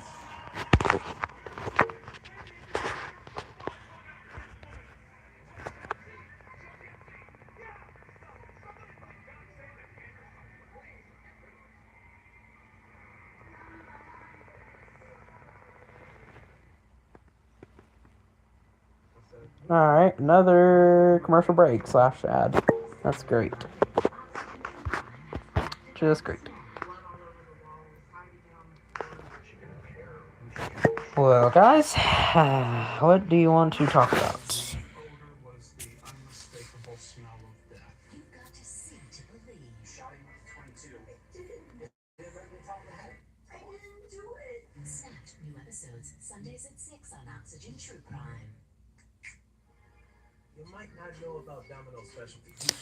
Over 2 years ago, people were on about Cody, about Roman on the tower. When one Cody thrown Roman now, Cody's on Golden fans are pissed again. It's like a hot potato tosses the undisputed championship. Who cares? And he added me. Mentioned me, whatever. But now you know. And now that you do know, go ahead and get any special. Well, his argument's kind of flawed because Cody's not actually holding the gold right now. But when he was holding the gold, fans definitely did not like that. So, yeah, when it comes to that, I mean, yeah, he's right. I can't respond to it right now because I can't actually see the full message, but I'll look earlier. Because I'll probably be up for a little bit. Matt Cardona got a beautiful lady. You're so right. So, like, I was just going to say a compliment with Chelsea Green about, like, how good she was looking. That's why I brought that up. And, you know, what are the odds that Matt Cardona could honestly join the Secret Harvest? I feel like just to be with her on screen. Kind of like a Seth Rollins, Becky Lynch couple. Like, if they explore that in the future, would be something cool. But, you know what would be something interesting they could do, actually, now that I think about it? Chelsea Green happens to be AAA Mixed Tag Team Champions with Ethan Page right now. Oh, this is great. What if you have Ethan Page go to SmackDown, come to, get called up to the main roster, right? I think he deserves it. He's won both NXT titles. He won the NXT Championship, like, early on in his NXT career, WWE career, and now, like, currently one of the longest reigning NXT North American champions I've ever seen. He hasn't topped Wesley Earp with me yet, but he's getting pretty close, I think. What if you call Ethan Page up to SmackDown, right? And you actually have him feud with Matt Cardona, of all people, over Chelsea Green's love. I feel like it's a very Vince McMahon storyline, but it could work. Like, Ethan Page doesn't really, like, making out with her. So I don't mean like that. But he was happening to spend a lot of time with her before Matt Cardona got back. So I just wonder if they could tell a story there. If, like, Matt might be a little jealous of Ethan Page, I don't know. Chelsea's holding gold with Ethan Page, but yet Matt Cardona is sitting here after a huge loss to Trick Williams earlier in the night. Matt Cardona is, as much as I hate to say, he's not looking good right now. So what else does he have to do? Like, does he even have a choice?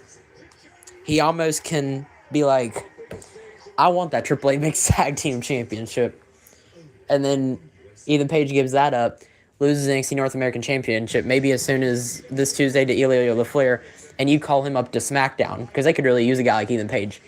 He could be a front runner to possibly dethrone Carmelo Hayes for that U.S. title. I think he could win it. Or imagine he even becomes a tag team with Drew McIntyre. That could be something interesting they could do. But I don't know. We'll see. I would just do the real matches, you said. You messaged me in Discord. What do you mean, the real matches? I forgot what we were talking about earlier, bro. Was it, oh, shoot, hold on. What, Obafemi? Wait, hold on. Are they gonna say coming to SmackDown, or is it just gonna be, like...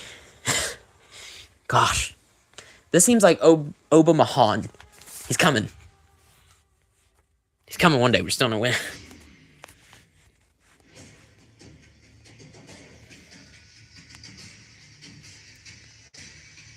The fact they showed Wesley on there is kind of cool.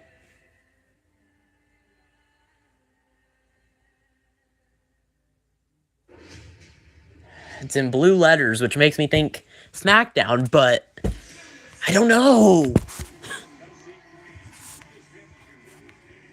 We're talking about showcase matches. Oh, wait, so you mean like the real match, not the... So you're saying like not the fancy matches and the what-ifs, but the real matches? Yeah, I can. It also just depends on what all they have in there. Say Netflix, for whatever reason, doesn't have an ECW show that Punk competed on, or maybe main roster too, if there's like... Because there's obviously a bunch of Raws and SmackDowns missing from his era, so... I don't know, like, if there's a way to watch, maybe on YouTube. That'd be the only other way, because I think that was something you'd mentioned. If they don't have it on for the Netflix, maybe they have it on YouTube. That'd be the only way, man. But, I don't know. Here comes Jordan Grace. The Juggernaut. I don't know why, but they, like, upped the volume on her theme song, and I actually like it now. I know we were talking about how we weren't a fan of her theme song, like, we like her teenage sub better. But dude, I think I'm getting used to this. I kind of like her theme song now. The beat sounds like really loud in the arenas, in the European... Maybe it's the European crowd. But it sounds really loud in those arenas. Like, they pump it up, like, a lot. Also, I love that blue gear she's been wearing, too. It looks nice. I'd rather have her TNA theme. I don't blame you, but... Me, personally, I think I'm getting used to this one. Because I honestly, in a way, I kind of don't have a choice. I can listen to her TNA theme all day and be like, oh, I want this, but they're probably not going to give it to us, you know?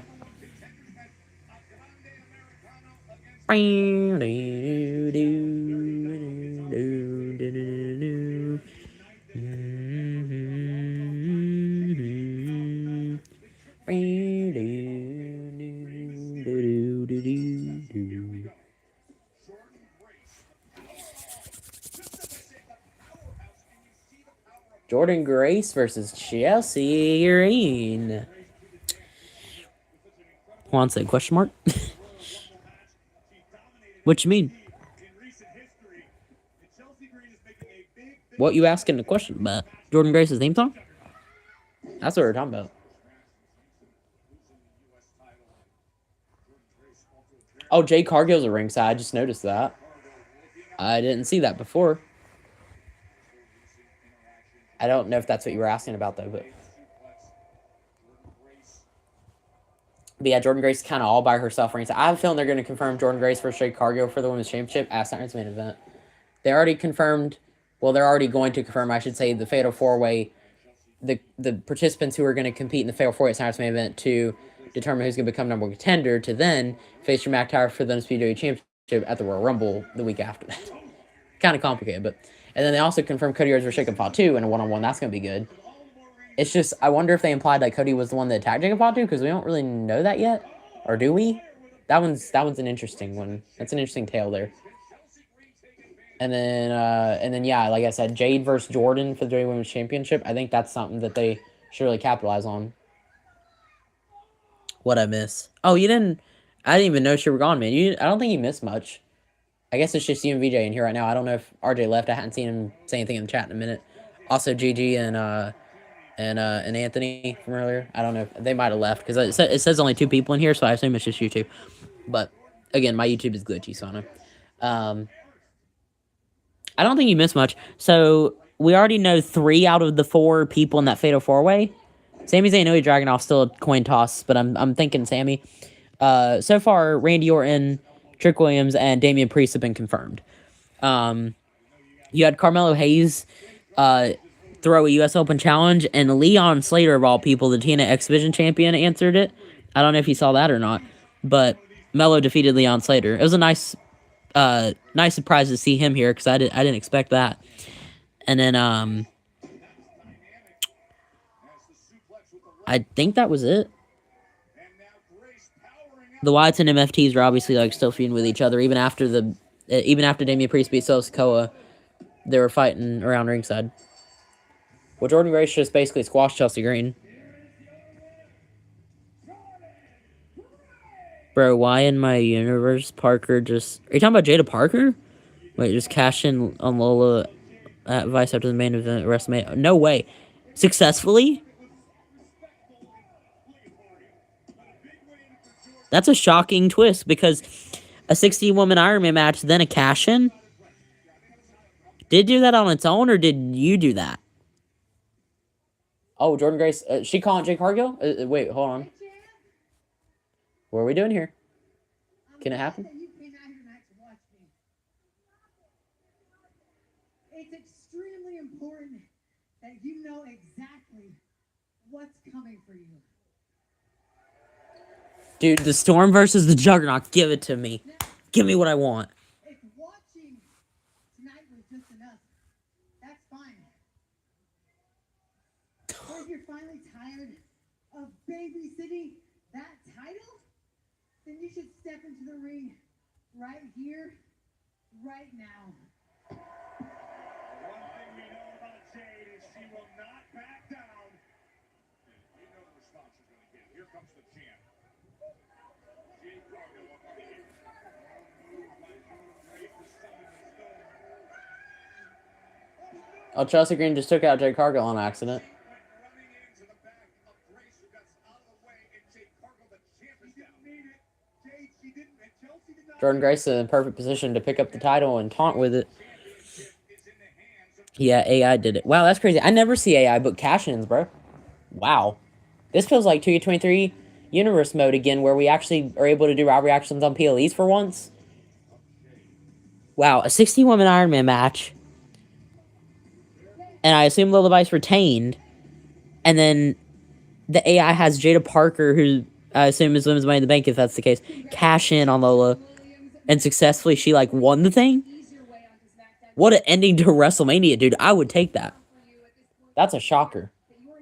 That's like Seth Rollins, High Century levels right there. But for the women, basically.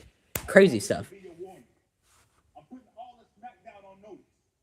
All you bum bobbleheads and bootlickers, Trick Williams is that dog. I still can't believe how I didn't think of Leon Slater being in the UK for WWE when he couldn't show up for TNA. Oh, yeah, dude. I forgot about it, man. It's nice to see him. Congratulations, because you officially have a match with the future of the business. Let's talk about it. Now, I know you had a chance to whoop that trick. Hold on a second. But on Saturday, I'm going to whoop that ass. You feel me? I was gonna say. Whoop that trick. Oh, there's Damian Priest. You're the guy who likes to do a lot of this. I don't. We already know what's up on Saturday night's main event. But I know you're free on Friday. And I'm free to whoop that trick. Damian Priest versus Williams on SmackDown next week, maybe? Ooh, I like the sound of that. You can even throw Randy Orton versus Sami Zayn ass if you want. If whoever wins this, which 10:40. Is this the main event? Oh, we're in for a good one. Oh man, this is gonna be good. Sami Zayn versus Ilya Dragunov is the main event. Wow. I like that. Put cash in at 10. Are you talking about like the meter and the settings where, or the options where like there's a pre-match, mid-match, and I want to say post-match cash in? And I think it's out of 10. Is that what you mean? I think that's a thing. Pretty sure, yeah. Maybe I should book a 60-minute. Yeah, okay. That's what I figured. Maybe I should book a 60 Ironman match to try to get that. Huh. And then put your post-match cash in at 10 like what Juan said he did. Because that's probably why it worked. If you made the cash in a 10 out of 10, then the AI is guaranteed to do it, basically, is what you're saying. So, yeah, put the AI cash in at 10.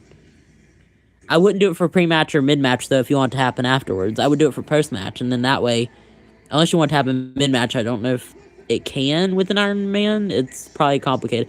I would just do it post-match, and then that way they'll do it. Whoever's your women's Money in the Bank, you could have them cash in after 60-woman Iron Man match at WrestleMania. You could do exactly what Juan did. That's a genius idea if you're booking like a women's universe. That's something that's like literally never been done before. I mean, you had Naomi cash in at Evolution. You had Io Sky cash in at like SummerSlam 2023. Who's 2024? I forgot. Wait, I'm a dummy. Who won it? Oh, Timmy Stratton. No, I remember not. Never mind. Which, it's funny, because there has yet to be a unsuccessful women's cash-in in history. You know what else you could do in Universe Mode by making history? You could have an unsuccessful women's cash-in. You could do a post-match if you want, or a pre-match, or whatever, and it could be unsuccessful. That's something. I'm excited to get to Money in the Bank in my Universe Mode if that's still happening. I know we just did King and Queen of the Ring last time in 25, but if I continue, I could potentially do Money in the Bank as well as SummerSlam. So some interesting stuff that could go down. And it'll also be my first 2-night SummerSlam. I'm probably going to make that SummerSlam 2 nights just to make it more interesting. I'm thinking I also might make the Royal Rumble 2 nights as well. But yeah. Mid-match run-in to a triple threat. I don't know if it would do a triple threat run-in. I'm not sure how that works exactly, but maybe you're right. Oh, Billy, welcome back. I can't go live on my phone. I don't know. Oh, weird. Maybe wait another day or two. That's really the only advice I can give you. As long as you got over 50 subs, YouTube will look at it. I promise you. It just takes a few days, because it did with me. Like I said, it took me 48 to 72 hours. That's what they told me. I think it said 48 hours. It took me like 72. I'd wait like 3 days, which I think, did you hit 50 3 days ago? It's been at least 2 days ago now. So any day now, man. I would just be a little more patient, and then it should pop up like hopefully anytime now. You'll go in there one time, and then it'll say, get ready to start live streaming on your device or something like that. I can't remember the exact screen. And then it'll give you like kind of a little bit of like a tutorial of what the options are in here. And then you're good. You can literally click go live and be like, this is my first live stream ever, y'all. Like, I'll tune in if I'm not busy, for sure. If you do it like Saturday, Sunday, let me know. Let us know in the Discord, man, and I'll join up. We'd love to support you. I would love to have as much support as I did in my first stream. So, I got you. I fell asleep. Gotcha. I know you weren't you in here earlier? Were you in here for the SVR stream, or was it the SmackDown stream here that I'm thinking of? I can't remember. I saw your name and pop up in here earlier though, man. But that's funny. I guess you were just taking a break. Taking a nap. If you cash in mid-match, the championship match turns into a triple threat. Huh. But is it still Iron Woman rules? Like, will it keep the falls of the women? Like, say the women already pinned each other a few times, right? It'll keep the score. But then if they do mid-match, say they join like 30 minutes out of 60 minutes in, will it keep it going and then just like add a score to them if they get enough falls and they could still win the whole thing? That's what I'm curious about. I need to test that theory. Like, I want to know if that works. I might create a separate universe mode just to try that. Because I want to know. I genuinely want to know. Have to test me. No, at a normal triple threat. Oh, okay. Well, shoot, never mind then. I'd be cool if it was a mid-match running on a Iron Woman match. And it turned into a triple threat Iron Man match. I just know that never usually happens. Because then it'd be a tie and it'd be confusing. I don't think you can do more than one-on-one Iron Man match. That's what I was going to ask, but... Okay, yeah, the Y6 are defending the Tag Team Championships against the MFTs next week, so that is pretty much confirmed. I guess if Tom and Tommy's coming for the U.S. title, then I assume it'll probably be some type of combination of Tonga Loa, or JC Mateo. You also got Damian Priest for Trick Williams one-on-one next week as well. When you were playing the WWE game earlier. Yeah, so SVR 2009, yeah, that's what it was. Which, by the way, you weren't in the end of the stream, but my game kind of quit working. You might have seen in the Discord earlier, actually, that I said it. But, yeah. I got to figure that out after this is over. Me and VDC were trying to figure it out, and we just couldn't. I'm like, I got to go. So I ended it. But I'm going to work on it. Until then, I'm going to play SmackDown Raw 2010 and 2011 Road to WrestleMania mode in those two games, as well as possibly go back to WWE 12 and maybe play some Universe mode if y'all are down for that. Y'all could even book some stuff for me if you're interested, just like we do in Twitch. So, yeah. I think it'll be fun.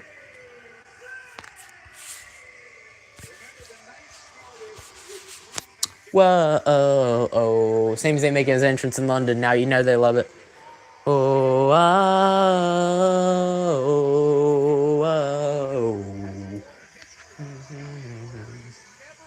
ole, ole, ole, ole, ole, ole,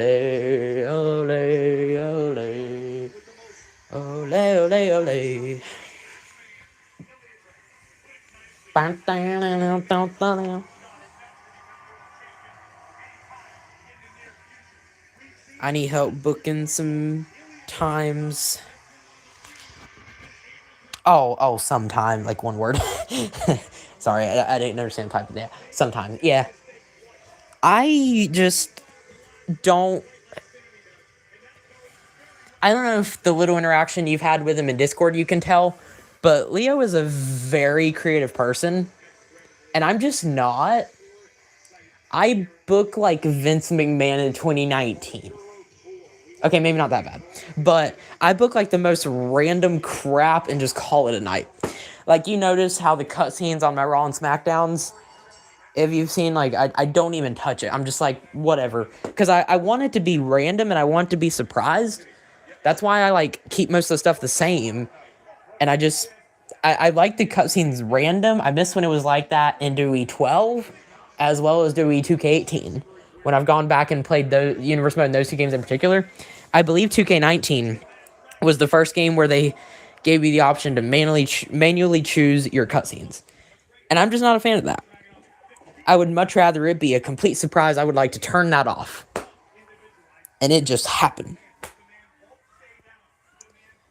Like, I had this cutscene when I did 2K18 Universe Mode. I kind of sort of remember it. The Shield, Seth Rollins and Dean Ambrose, when you load up Universe Mode, they're all tag team champions. And it's just by default. Like, I kept it. And they were facing the Bar, Sheamus and Cesaro, in the opening match. And as the Shield was making their entrance, the Bar came out from behind and attacked them. Which, by the way, I've never seen a tag team, entrance attack cutscene ever. I've only ever seen it in one-on-one matches, so I didn't know you could do that in tag team matches. But little did I know that happened. They, punched him from behind and, started kicking down. And then it just basically turns into a brawl. And I don't think the match ever got started.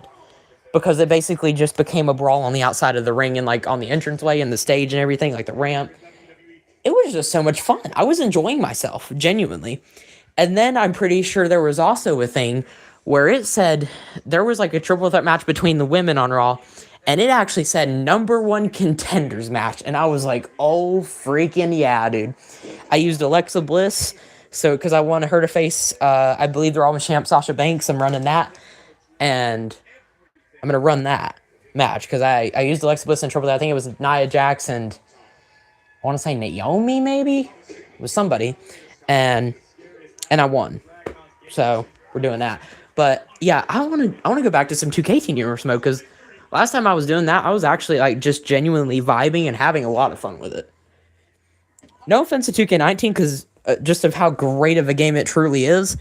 Gameplay, my career, even the Universe Mode that people love, the roster, it's good. It's great. It's everything. But I wish that I could enjoy playing it again. right now with the way it is, even though they did add promo options, which is kind of, I can't enjoy promos when there's no voiceovers almost during promos. It's like promos are nothing without the voices, or at least some dialogue of them saying something. Even if there's no talking, it needs to have something on the screen.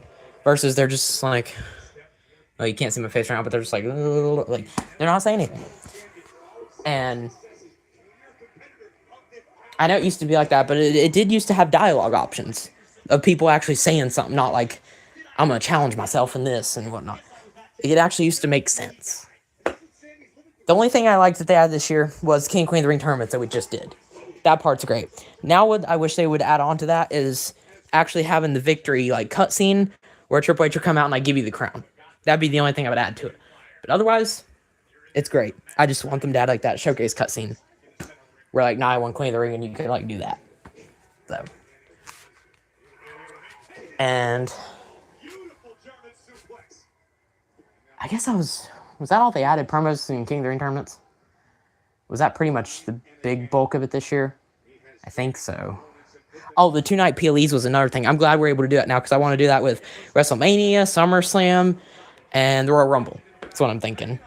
Maybe Elimination Chamber, although I hadn't decided yet. But definitely the Rumble. Yeah, definitely the Rumble and WrestleMania, obviously, and probably SummerSlam as well when we get to that. Yeah, definitely. Being able to customize your calendar that is actually perfect. What they did to the calendar in 2K25 Universe mode, I enjoy that. You can make 3 or 4 nights on a show, or shows on one night. You could have 2-night PLEs, book different things. Yeah, the calendar's very free compared to what it used to be. So that part I don't mind. Even though I don't mess around with it too much, I have noticed those things. I don't mess around with the options because I don't care to do this stuff, but for people who want to do that stuff, they're more than free to do so. So it's just a really dope feature in there. That they've added 2-night PLEs and then being able to do if you want to be able to have Raw and Nitro compete against each other, you can. Only thing is it's not happening at the same time, but you do one, then you do the other. If you want to do 2 Raw shows, if you want to do 2 shows on Monday night, you can do Monday Night Raw and Monday Night Nitro. So that's a dope thing it's available for you now. And you can even add ECW, AEW, TNA, stuff like that. I think ECW and AEW Dynamite would both be on Wednesdays, I'm pretty sure. That's something too. If you have custom shows like that. Which I think in 2K26, I haven't talked about this yet, but if I continue a Universe Mode series in WWE 2K26, I think I'm actually going to involve TNA Superstars. A TNA Arena, the show on Thursday night, Thursday Night Impact and everything.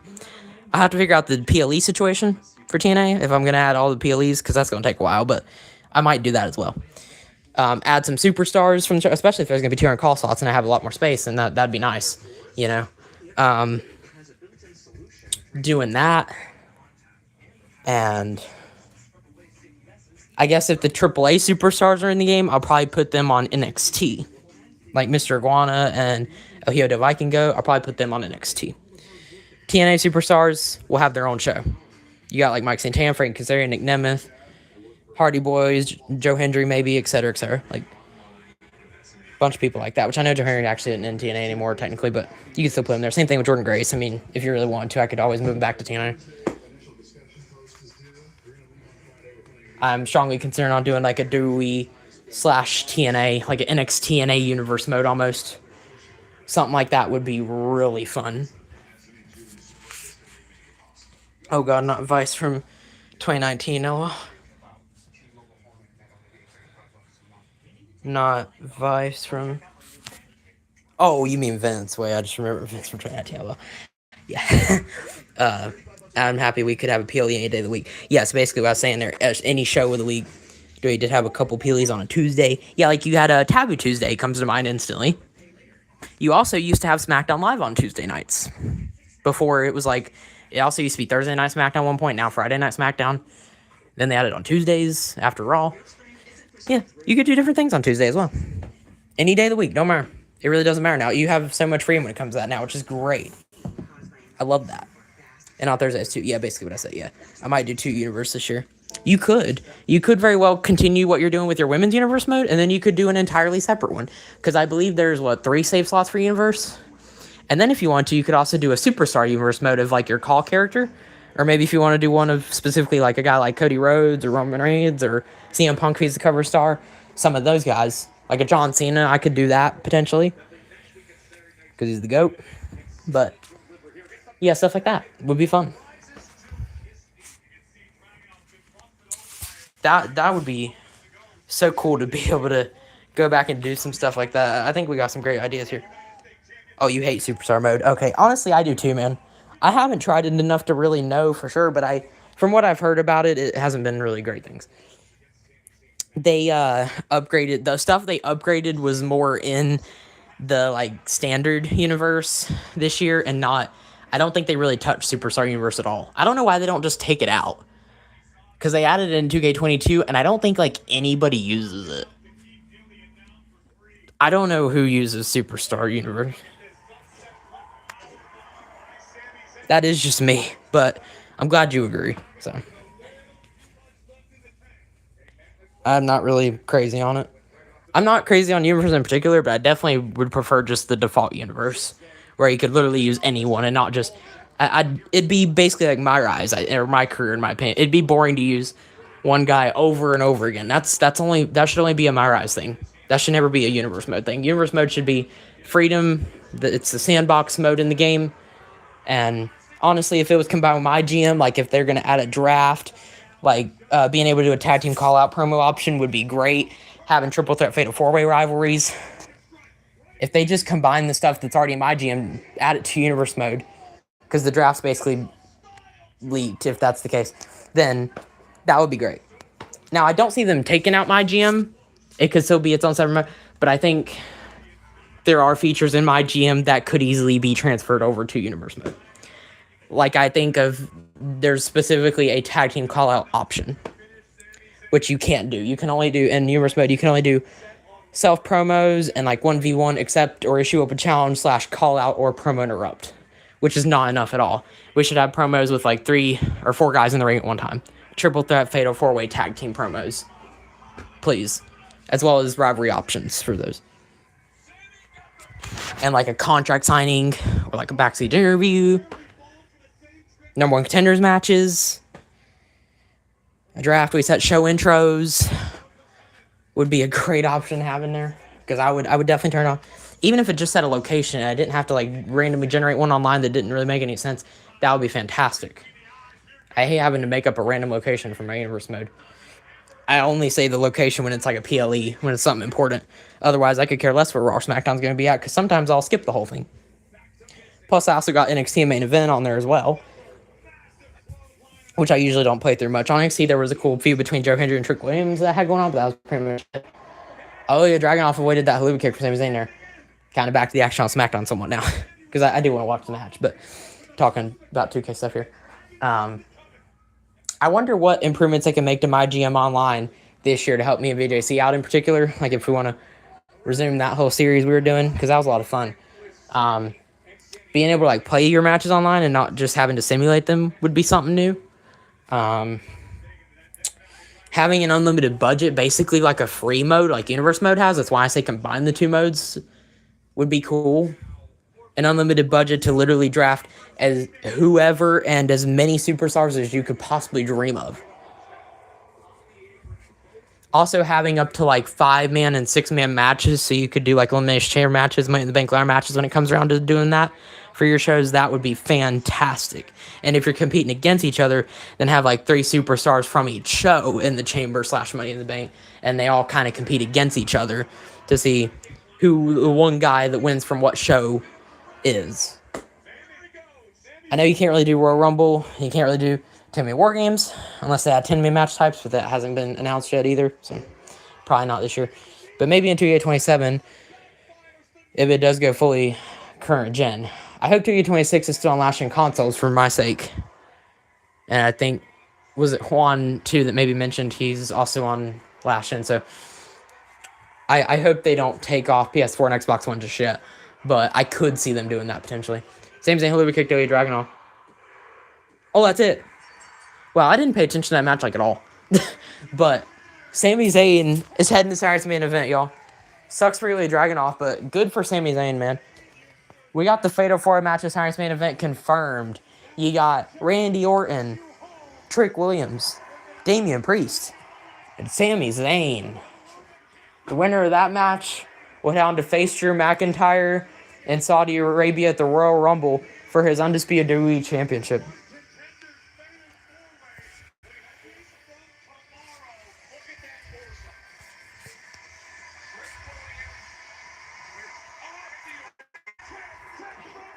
Oh, Trick Williams just attacked Sami Zayn from behind. Why?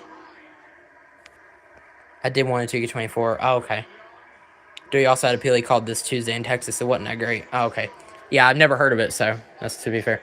Oh, trick shot to Sami Zayn. Are the rest of the guys going to come out here too? Where's Damian Priest and Randy Orton at? They should have Superstar Universe as its own thing. I don't think many people are interested in it, to be honest. But wow, Trick Williams making a statement on Night SmackDown. First beating Matt Cardona. Going toe-to-toe with Damian Priest on the mic backstage. And now beating up the winner of the main event match, Sami Zayn. That's crazy. Trick Williams looking good tonight. That's crazy.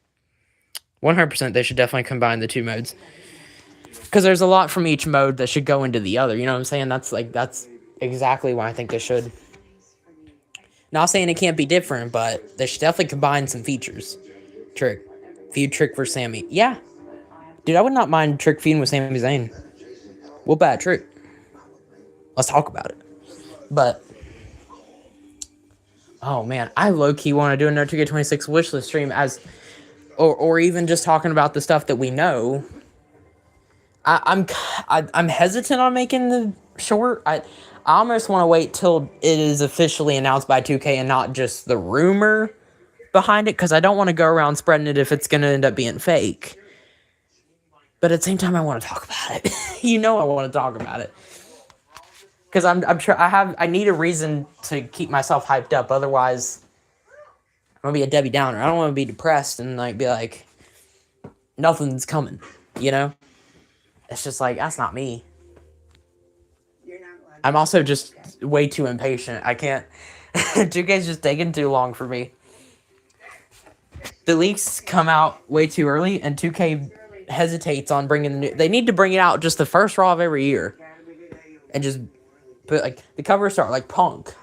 He should have had some where he walked through a door and said 2K26 on it. That's all we needed. Roman did it last year. But anyway, like you said, it could be just a wishlist video. That's true. It could just straight be a video, or more so a stream. I did one in the past, but I'm thinking on doing another one. I could call it part 2 if you guys want, especially now that I have more of you in the chat. I could talk with not only just VJC, but also Juan and RJ and Billy and Justin, all them guys if they join. Maybe Leo, I'd bring him on here for it just so he can actually do it with me. Yeah, and I just think that'd be great. Because last time I did it on my own, I think, but now I could do something totally different. Sammy won. You love to see it, Anthony. Yeah, you saw that. So, the Fatal 4-Way match at Saturday's main event is official. You got Randy Orton, Trick Williams, Damian Priest, and Sami Zayn. The winner of that goes on to the Royal Rumble in Saudi Arabia to face Drew McIntyre for his undisputed WWE Championship. I know some people think Randy Orton could win, and I could see that, honestly. Drew McIntyre versus Randy Orton is definitely a highlight match there, but I'm more so rooting for Sami Zayn because of the fact that Saturday's main event, where he's going to be competing at, in Montreal. And then the Royal Rumble, if he goes on to that, is in Saudi Arabia. So it almost just makes sense if Sami wins the 2 matches. Or not even win. He might not beat Drew, but he might at least get close. He might have the match with Drew, have the entrance moment and everything. But then Drew could always upset him. So it depends on it. Do we think Drew's retaining the title Saturday's main event? Do we think he's losing? Who do you think's winning the Rumble to maybe challenge Drew, or are they going to challenge Punk? There's so many questions we have to ask, ladies and gentlemen. It all just depends. And maybe what if it's not Sami Zayn winning the match? It could be Randy Orton. It could be Damian Priest. Hell, he could even be Trick Williams. What bad trick, you feel me? So, ooh, Juan, you said a great thing, kind of going back to 2K related here for a second, but you want injuries to actually matter in universe mode. I see news pop up all the time that says this person suffered a minor injury during their match, and then like 1 or 2 weeks later, they're healthy and ready to compete again. Like, does it even matter? Like,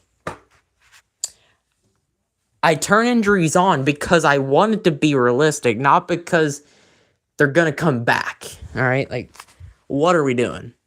You can't even really realistically run an injury angle without doing one of those cutscenes where it's like a tortured arm ambush or a leg ambush or something funky like that, or like the steel cage fight thing where you like take it to them in there. There's some different like attack ambush cutscenes. I forget what it's under, but anyway, there's like different things you can do to like make them quote unquote injured, but even that doesn't really work to its exact quality. You kind of have to do it yourself. It's stupid, really. Yeah, like 1 week later, they're back. Like, what the hell? Yeah. What's the point? If they're not actually gonna be injured, then why does it say they're injured? It's never major. It always says minor injury, which means it's not serious, and they just come right back. Like, if someone gets hurt, I want them out for a few months. Right. At least for 1 month or 2 months, maybe 3 months. Not for a week or two. Not a week or two, more like a month or two. Right. You said, like, for at least a few months. I mean, something. And I could probably end this now. But, like, I don't know. There's got to be some way they can upgrade it. Also, a thing that's kind of more gameplay based and not necessarily just in universe mode, but it would definitely matter in universe mode. It would matter in exhibition as well as universe mode. What do y'all think about this? Bringing back...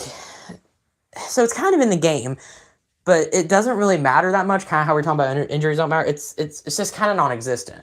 The limb targeting system, I forget what the technical term is for it that people talk about, but the limb damage or limb targeting thing, where if you get someone's leg to red, they should be limping. They should not be running around the ring. What I love about the SVR games, because I've noticed it, is when you get hit with a few finishers, you start walking really slow, like an old man in their 80s or 90s. You start walking like real freaking slow. Why can't you do that in the games now? It's like, I feel like if you get my arm to red, I should be holding my arm like I'm in a sling or something. Or if I get my leg, like I'm limping, you know? Or the head, I'm bleeding out or something. I don't know. Just anything. Because getting the bodies to red and whatnot, it doesn't really matter. It just pops up a thing saying head red or something. Like it has a little modifier or something in there. But I don't even think it matters, does it? It doesn't do anything to my game that I could tell. In SVR, there's a thing where, like, specifically in 09, I noticed it'll specifically highlight when they're bleeding, and then if they get up after the fact, it'll show them limping. So, like, that's just a really cool little detail, quality of life thing that definitely should be brought back in the game now. Because it is nowhere to be found that I've seen in 25, 24, none of them games. So hopefully it's in 26, but if not, then I guess we'll have to wait even longer. Oh well. Just injuries and, like, yeah, the limb stuff, like, whatever you call it. But, yeah, you know what I mean. Or 6 months. Yeah, up to 6 months could be crazy. There should be, like, a major injury. You know how I just thought of something kind of similar, like when they do the loser leaves town match stipulation thing, or cutscene in universe. There's a thing for it. Loser leaves town, I think is what it's called. There's an option on there to make it severe where they're out for like 12 months. And then there's an option for like minor or major where I think they're out for like maybe 3 months. It can work the same way for injuries. Have them be out for a certain number of time. You should be able to edit how long you want them to be injured for. So that way, if you want them back in time for like a WrestleMania, for example, they can cash in Money in the Bank, pull Seth Rollins, a Ruse of the Century at SummerSlam. You could do that. You should be able to edit for it from like 3 months to 12 months for a dumb example. That's something. What else did we say? Make them pass out when the head is ready. Yeah, that's a great little detail. Yeah, exactly. I like that. just have them like fall to the ground or something. I mean, obviously, I don't want it to be too severe, but yeah, definitely show some. That would make it look more realistic for sure. Because right now it's just nothing. You could literally get every body damaged to red and it doesn't do anything. It just makes them easier to beat. But yeah, it should be more than that. Not just me hitting them with a super finisher, which will like do it sometimes. Especially if you're doing a squash match in my faction, I noticed, like, and you're fighting jobbers in those monthly live events, like, you can do that, but it really doesn't matter. That it's not realistic. That's just something that that makes sense. Bring back the 5 count like you were talking about before. Yeah, we were talking about that earlier in the SPR show. Yeah. They actually do it in SmackDown Raw 2009. I literally witnessed it in gameplay earlier. You can do this arm strap submission, and the ref will go 1, 2, 3, 4, and then I think, like, if you keep it till 5, I think you get DQ'd or something.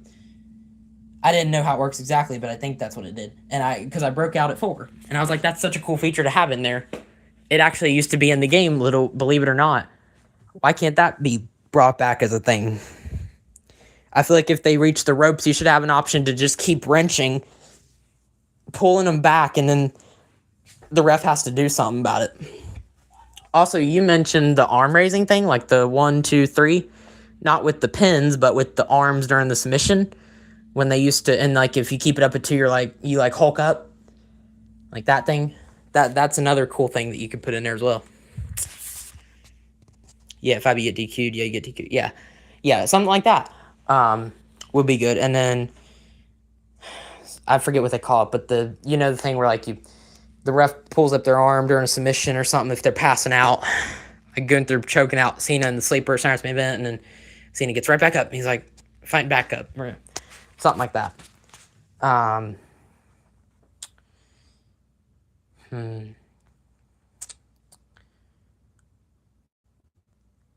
I would love for Road to WrestleMania to come back in the games as well. But I think from what Jesse from Pro Wrestling Shoot was saying, and I don't know if Lex has maybe said it too, but supposedly the 2K devs really love Showcase Mode. Like, that is their baby. Because if you think about it, actually, I don't guess it was 2K that started. I guess it was technically THQ that started the Showcase trend. But 2K has kept it going ever since, and I feel like had they listened to the fans by now and taken it out, it would have been gone by now. So, because they're not really into removing things, they just want to add things if they can. So, to basically make it the most variety and the most that you can do, the most that you can be. If you don't want to replace Showcase with it, even though that was what they did, like in WWE13, we noticed like Road to WrestleMania was gone, Showcase was added. But if you could somehow add Road to WrestleMania in there and Showcase isn't gone, then fine. But maybe remove My Rise, possibly. Because the way I see it, My Rise is basically a current, just worse or like watered down version of Road to WrestleMania. In WWE12, you had the Jacob Cass story, but you also had some other, I think it might have just been 3 stories, I can't remember. I know you had a Sheamus story and a Triple H story right before that. So, like, I'm totally cool with a story with a call, a created wrestler, but then also give us some stories with some legitimate WWE superstars as well, like in those games, where you had, about 5 or 6 stories with like just different like actual wrestlers and not created wrestlers. Being able to do it with normal wrestlers would be great. And it's funny because Road to WrestleMania, well, My Rise literally is your Road to WrestleMania, whether you're the champion or you're like the challenger going in They've done it different ways before. Like 2K24, you were like basically Roman Reigns in that career, and then 2K25, you're like the underdog. But the story, if y'all notice, at least the past few years they've done it, I've noticed, typically ends at WrestleMania. So it might as well be Road to WrestleMania, but instead of doing 5 stories, they do 1 story. I would just add and build onto it, but give us stories with current WWE superstars like Roman Reigns, Cody Rhodes, CM Punk, Rhea Ripley, Io Sky, like all of them people, AJ Styles. You could do a Judgment Day or a Bloodline story or some kind of faction war like type of deal. You could even throw in some legends like Stone Cold Steve Austin, The Undertaker, Shawn Michaels, Triple H, all them if you want. Doesn't even matter. You could have like a redemption story arc for like a Drew McIntyre, for example. Kind of like an underdog story with like a Cody. Some women's storylines in there. Throw something in there with them since they're like really good now. Oh man, there's just so many possibilities. That's one thing I wish they would do that they're most likely probably not going to do. But I can always be a wishful thinker, you know? That's something that I'm pretty positive on. But like I said, it's something I strongly doubt they'll do. And I wish they would. Yeah, the ref checks your arm 3 times. Okay, yeah. Yeah, like that, that is something that should be in there, because I don't think that's in there right now. Literally, it's just pinfall or submission. Add on to that. They have this thing where they could do it as part of the chain wrestling. Because you know how when you do the drive option in chain wrestling at the beginning of the match, they'll either like put you in the corner or they'll put you leaning against the ropes, right? So what if you like hold on to that for too long, and I think the ref does a 5 count there, but if he doesn't, then add it there, because you could just hold on to him, but if he's leaning against the ropes or something, then like you got to break it up by the count of 5, and then you stop, which it's kind of in there, as like it's kind of already like a pre-built-in animation, but I guess maybe add it during submissions as well. And then also, some submissions have it, but I noticed all of them don't. Being able to crawl to the ropes during a submission break. I think you can only do it with like a Boston Crab or a sharpshooter type submission. Being able to do it with some more things would be a lot better. It's not for everything. It's just for like those certain few moves. You should be able to do it like, you should be able to break out of like pretty much anything by just getting to the ropes. But you can't, which is weird. And also being able to like realistically grab the ropes. The only time is like when you're getting pinned. I noticed there'll like be a rope break button sometimes that pops up, but a lot of the times when you are crawling to the ropes for a submission and like you're trying to get out of a Boston Crab, they don't grab the ropes at all. They just have their hand under the rope. I wish it was actually like physically grabbing onto the rope. It would just make it look a lot smoother and a lot nicer. It's not really a big thing for me. It's just a little quality of life touch that would just kind of slightly improve it, I guess. Nothing crazy, but it would do the job, I guess. Oh man, all of you guys got so much XP, especially you, Juan. You have 300, dude. You've chatted a lot in here. Wow. And the BJC, even though he joined later, he's got 225 XP. Top 2 there. Number 3 is RJ at 150 XP. Then you got number 4, Gigi, 125 XP. Number 5, Anthony Campos, 100 XP. I did just notice his new render is Ribby from 2K20. That is so funny. And then number 6, who only joined in for a second, but he's got 25 XP. That's Jacob Davis, who I found the channel before. So that's cool. 6 of my top fans. And honestly, all you guys do join my streams a lot of the time when you can. I do notice those 6 names in particular are in here a lot. Plus, I would even go as far to add Billy, because he actually said a little bit. Justin...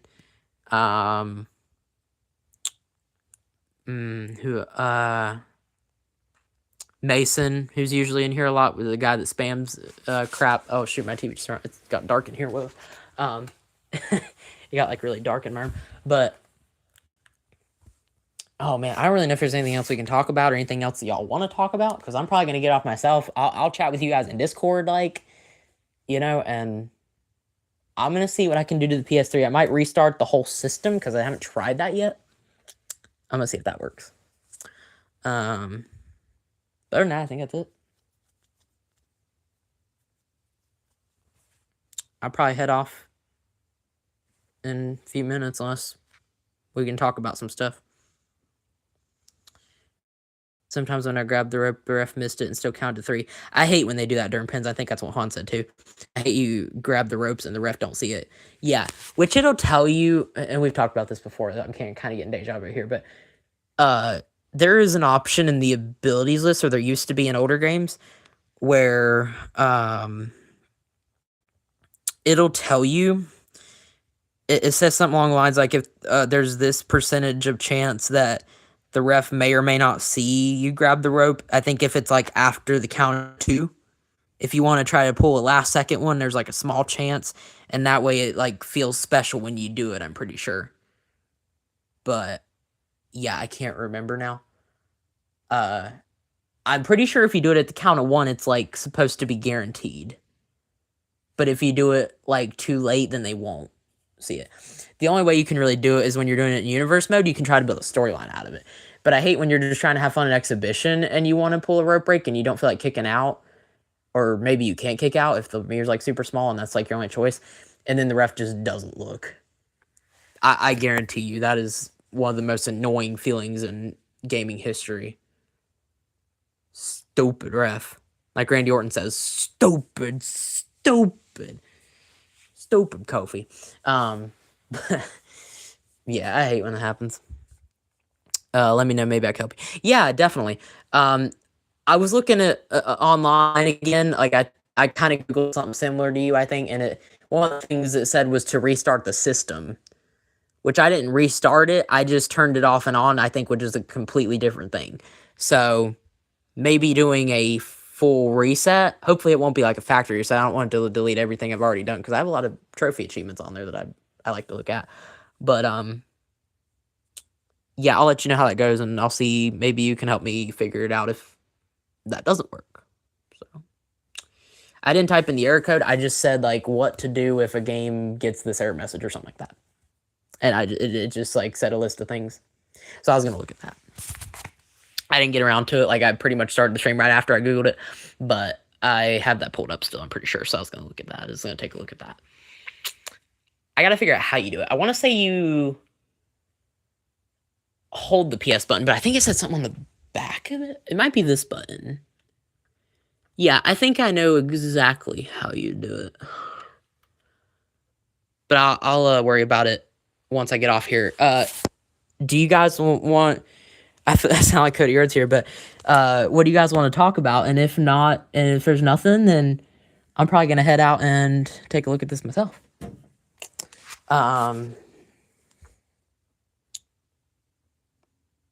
Let's see what it is. There should also be a way to get rid of the patch updates the game that game has. Well,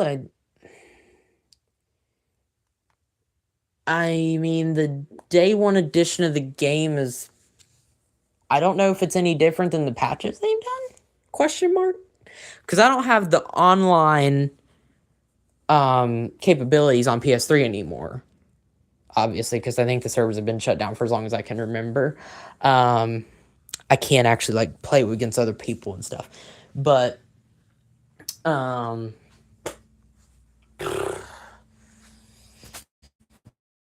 check, but I mean, I don't know if that would make a difference, to be honest with you, man. I know you mentioned that earlier in text too. I can see to remove patch updates. I don't really know if the patch updates is the problem. You had said it was like the save like got corrupted, which said that was one of the things to check. So I just have to figure that out. It suggested, I think, like a full system update or reset or something, and I was going to try that because I don't think I've done that yet. And it could honestly, let's be honest, it could probably use one. I haven't done that in a while. So we'll try that, and if that doesn't work, then I'll just go to plan B, which is play other games. Because that's the only one that doesn't work. I tested SVR 2010 and 2011, and they both worked fine. So. And W12, I don't know. I'm assuming it still works. But yeah, I think that's it. When you put the game in, did you have to install anything? No. Yeah, no. Which is funny, because when I installed SVR 11, and maybe 10, I can't remember, I did. But when I did 09, I didn't have to. Very strange indeed. I opened up the game both times. Obviously, the most recent time when it's just not working anymore, like it didn't really get you anywhere. But the very first time I ever opened the game, like I was telling you, I didn't have to wait on an installing gigabyte screen or nothing. It was just, it came up. I was like, oh, because I'm pretty sure it didn't do that with 11. I think it had to download. Like it had the installing percentage up on the screen. When I did 09, yeah, it was a different story. It just came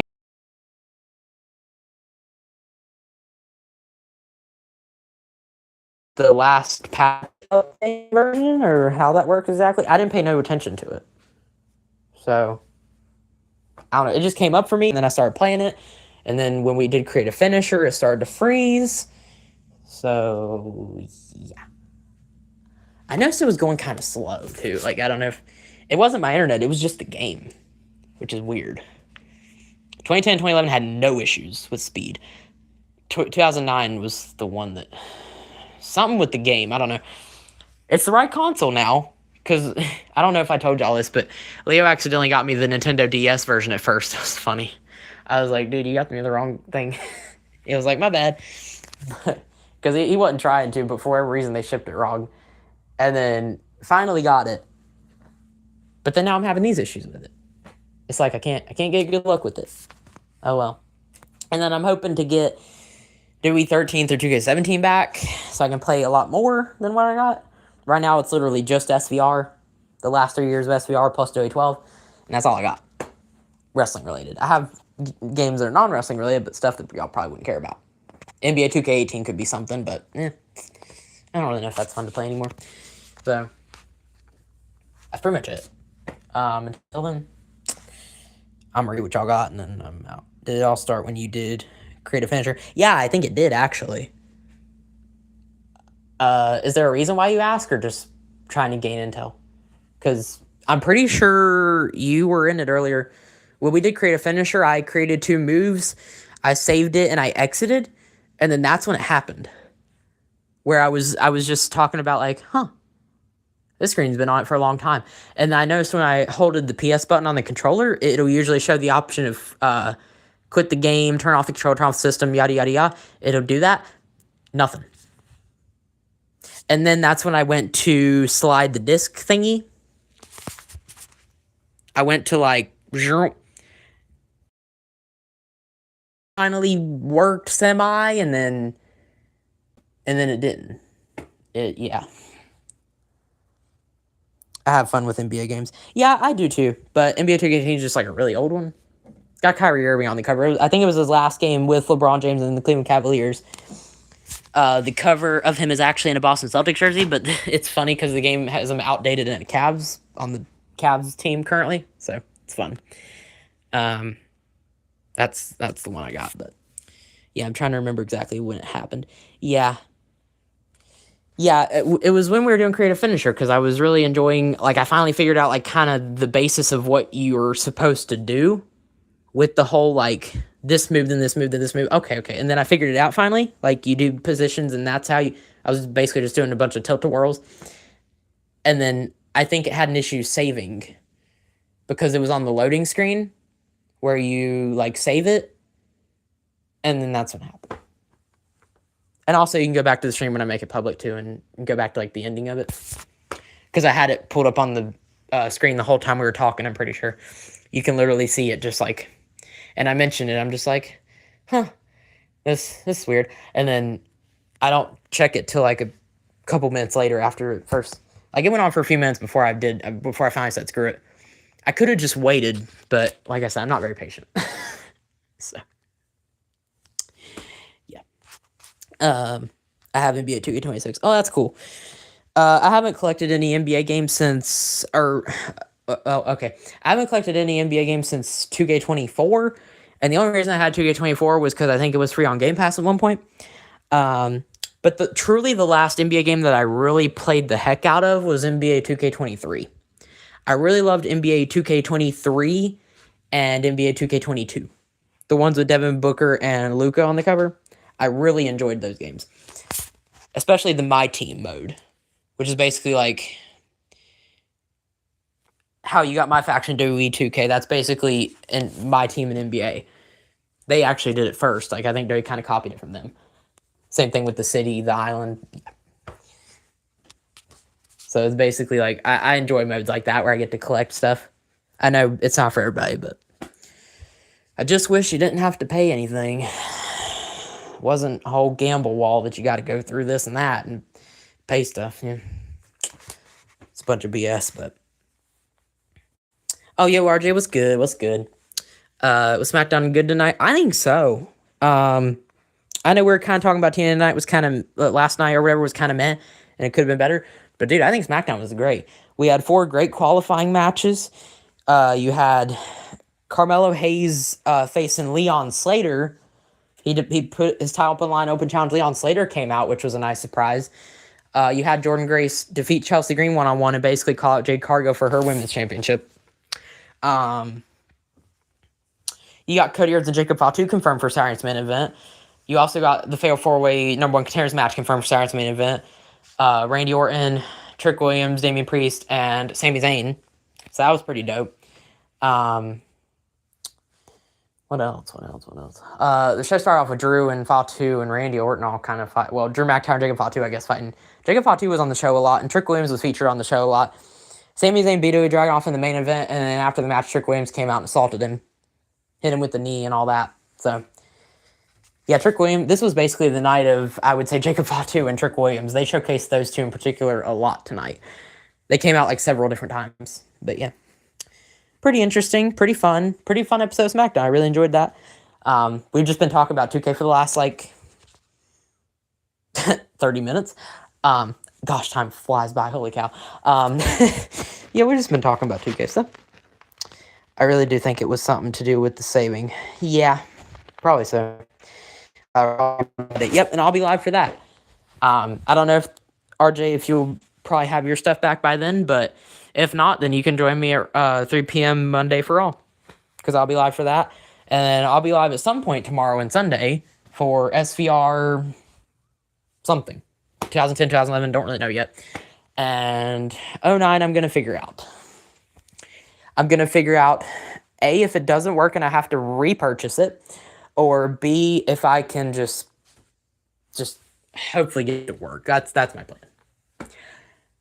Because I noticed the game in general was just going very slow, and then stuff happens, so it is what it is. BD got a match at Genesis. Wait, what? Wait, again, who's he facing? He's not fighting Cedric Alexander or Moose or Joe Hendry or Nick Nemeth and Mike Santana, Frank Kazarian. What's he doing? He got a match. Who's he fighting? Leon Slater is not going to be there. Do you know who he's fighting, or is it just going to be like an open challenge or something?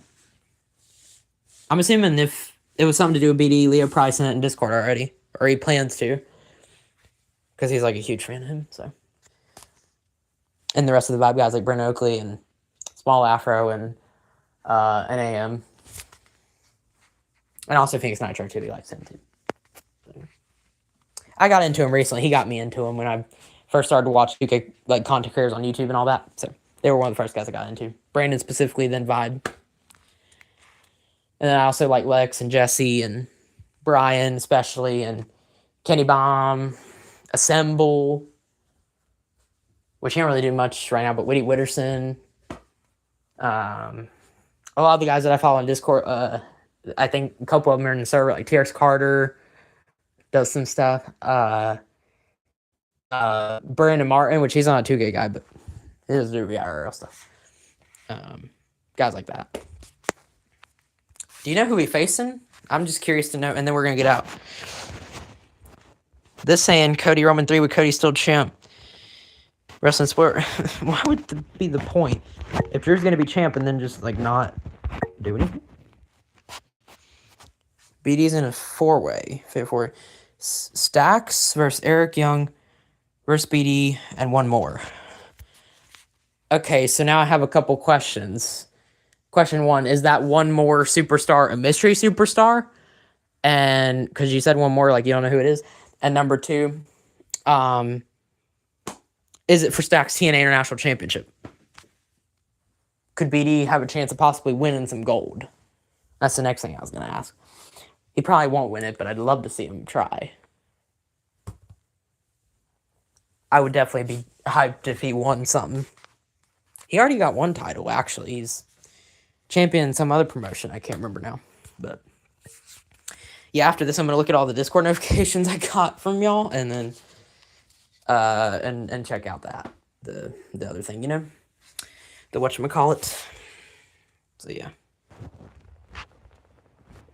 I'm probably going to get off in like, I said a couple minutes, like 30 minutes ago, but now I mean it.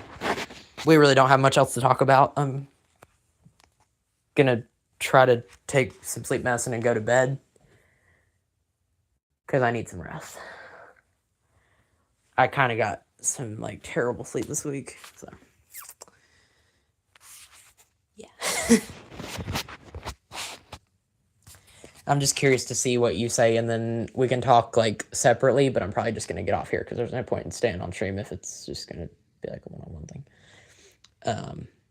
I think they said who he's facing in a video. I just didn't see the video yet. Okay. I will check it out, and also see if it's in the TNA Discord server, because Leo sent some stuff. He said something about BD facing AJ Styles possibly, but I don't know what he's talking about there. So, I'll check that out. Anyway, you already said earlier, but I'm gonna say it again. We heading out. Good night, guys. Love y'all. Thanks for the support. Have a great night. I can't say enough good things, honestly. I don't even know the outro anymore, but deuces, we out. Yeet. And good night. Later.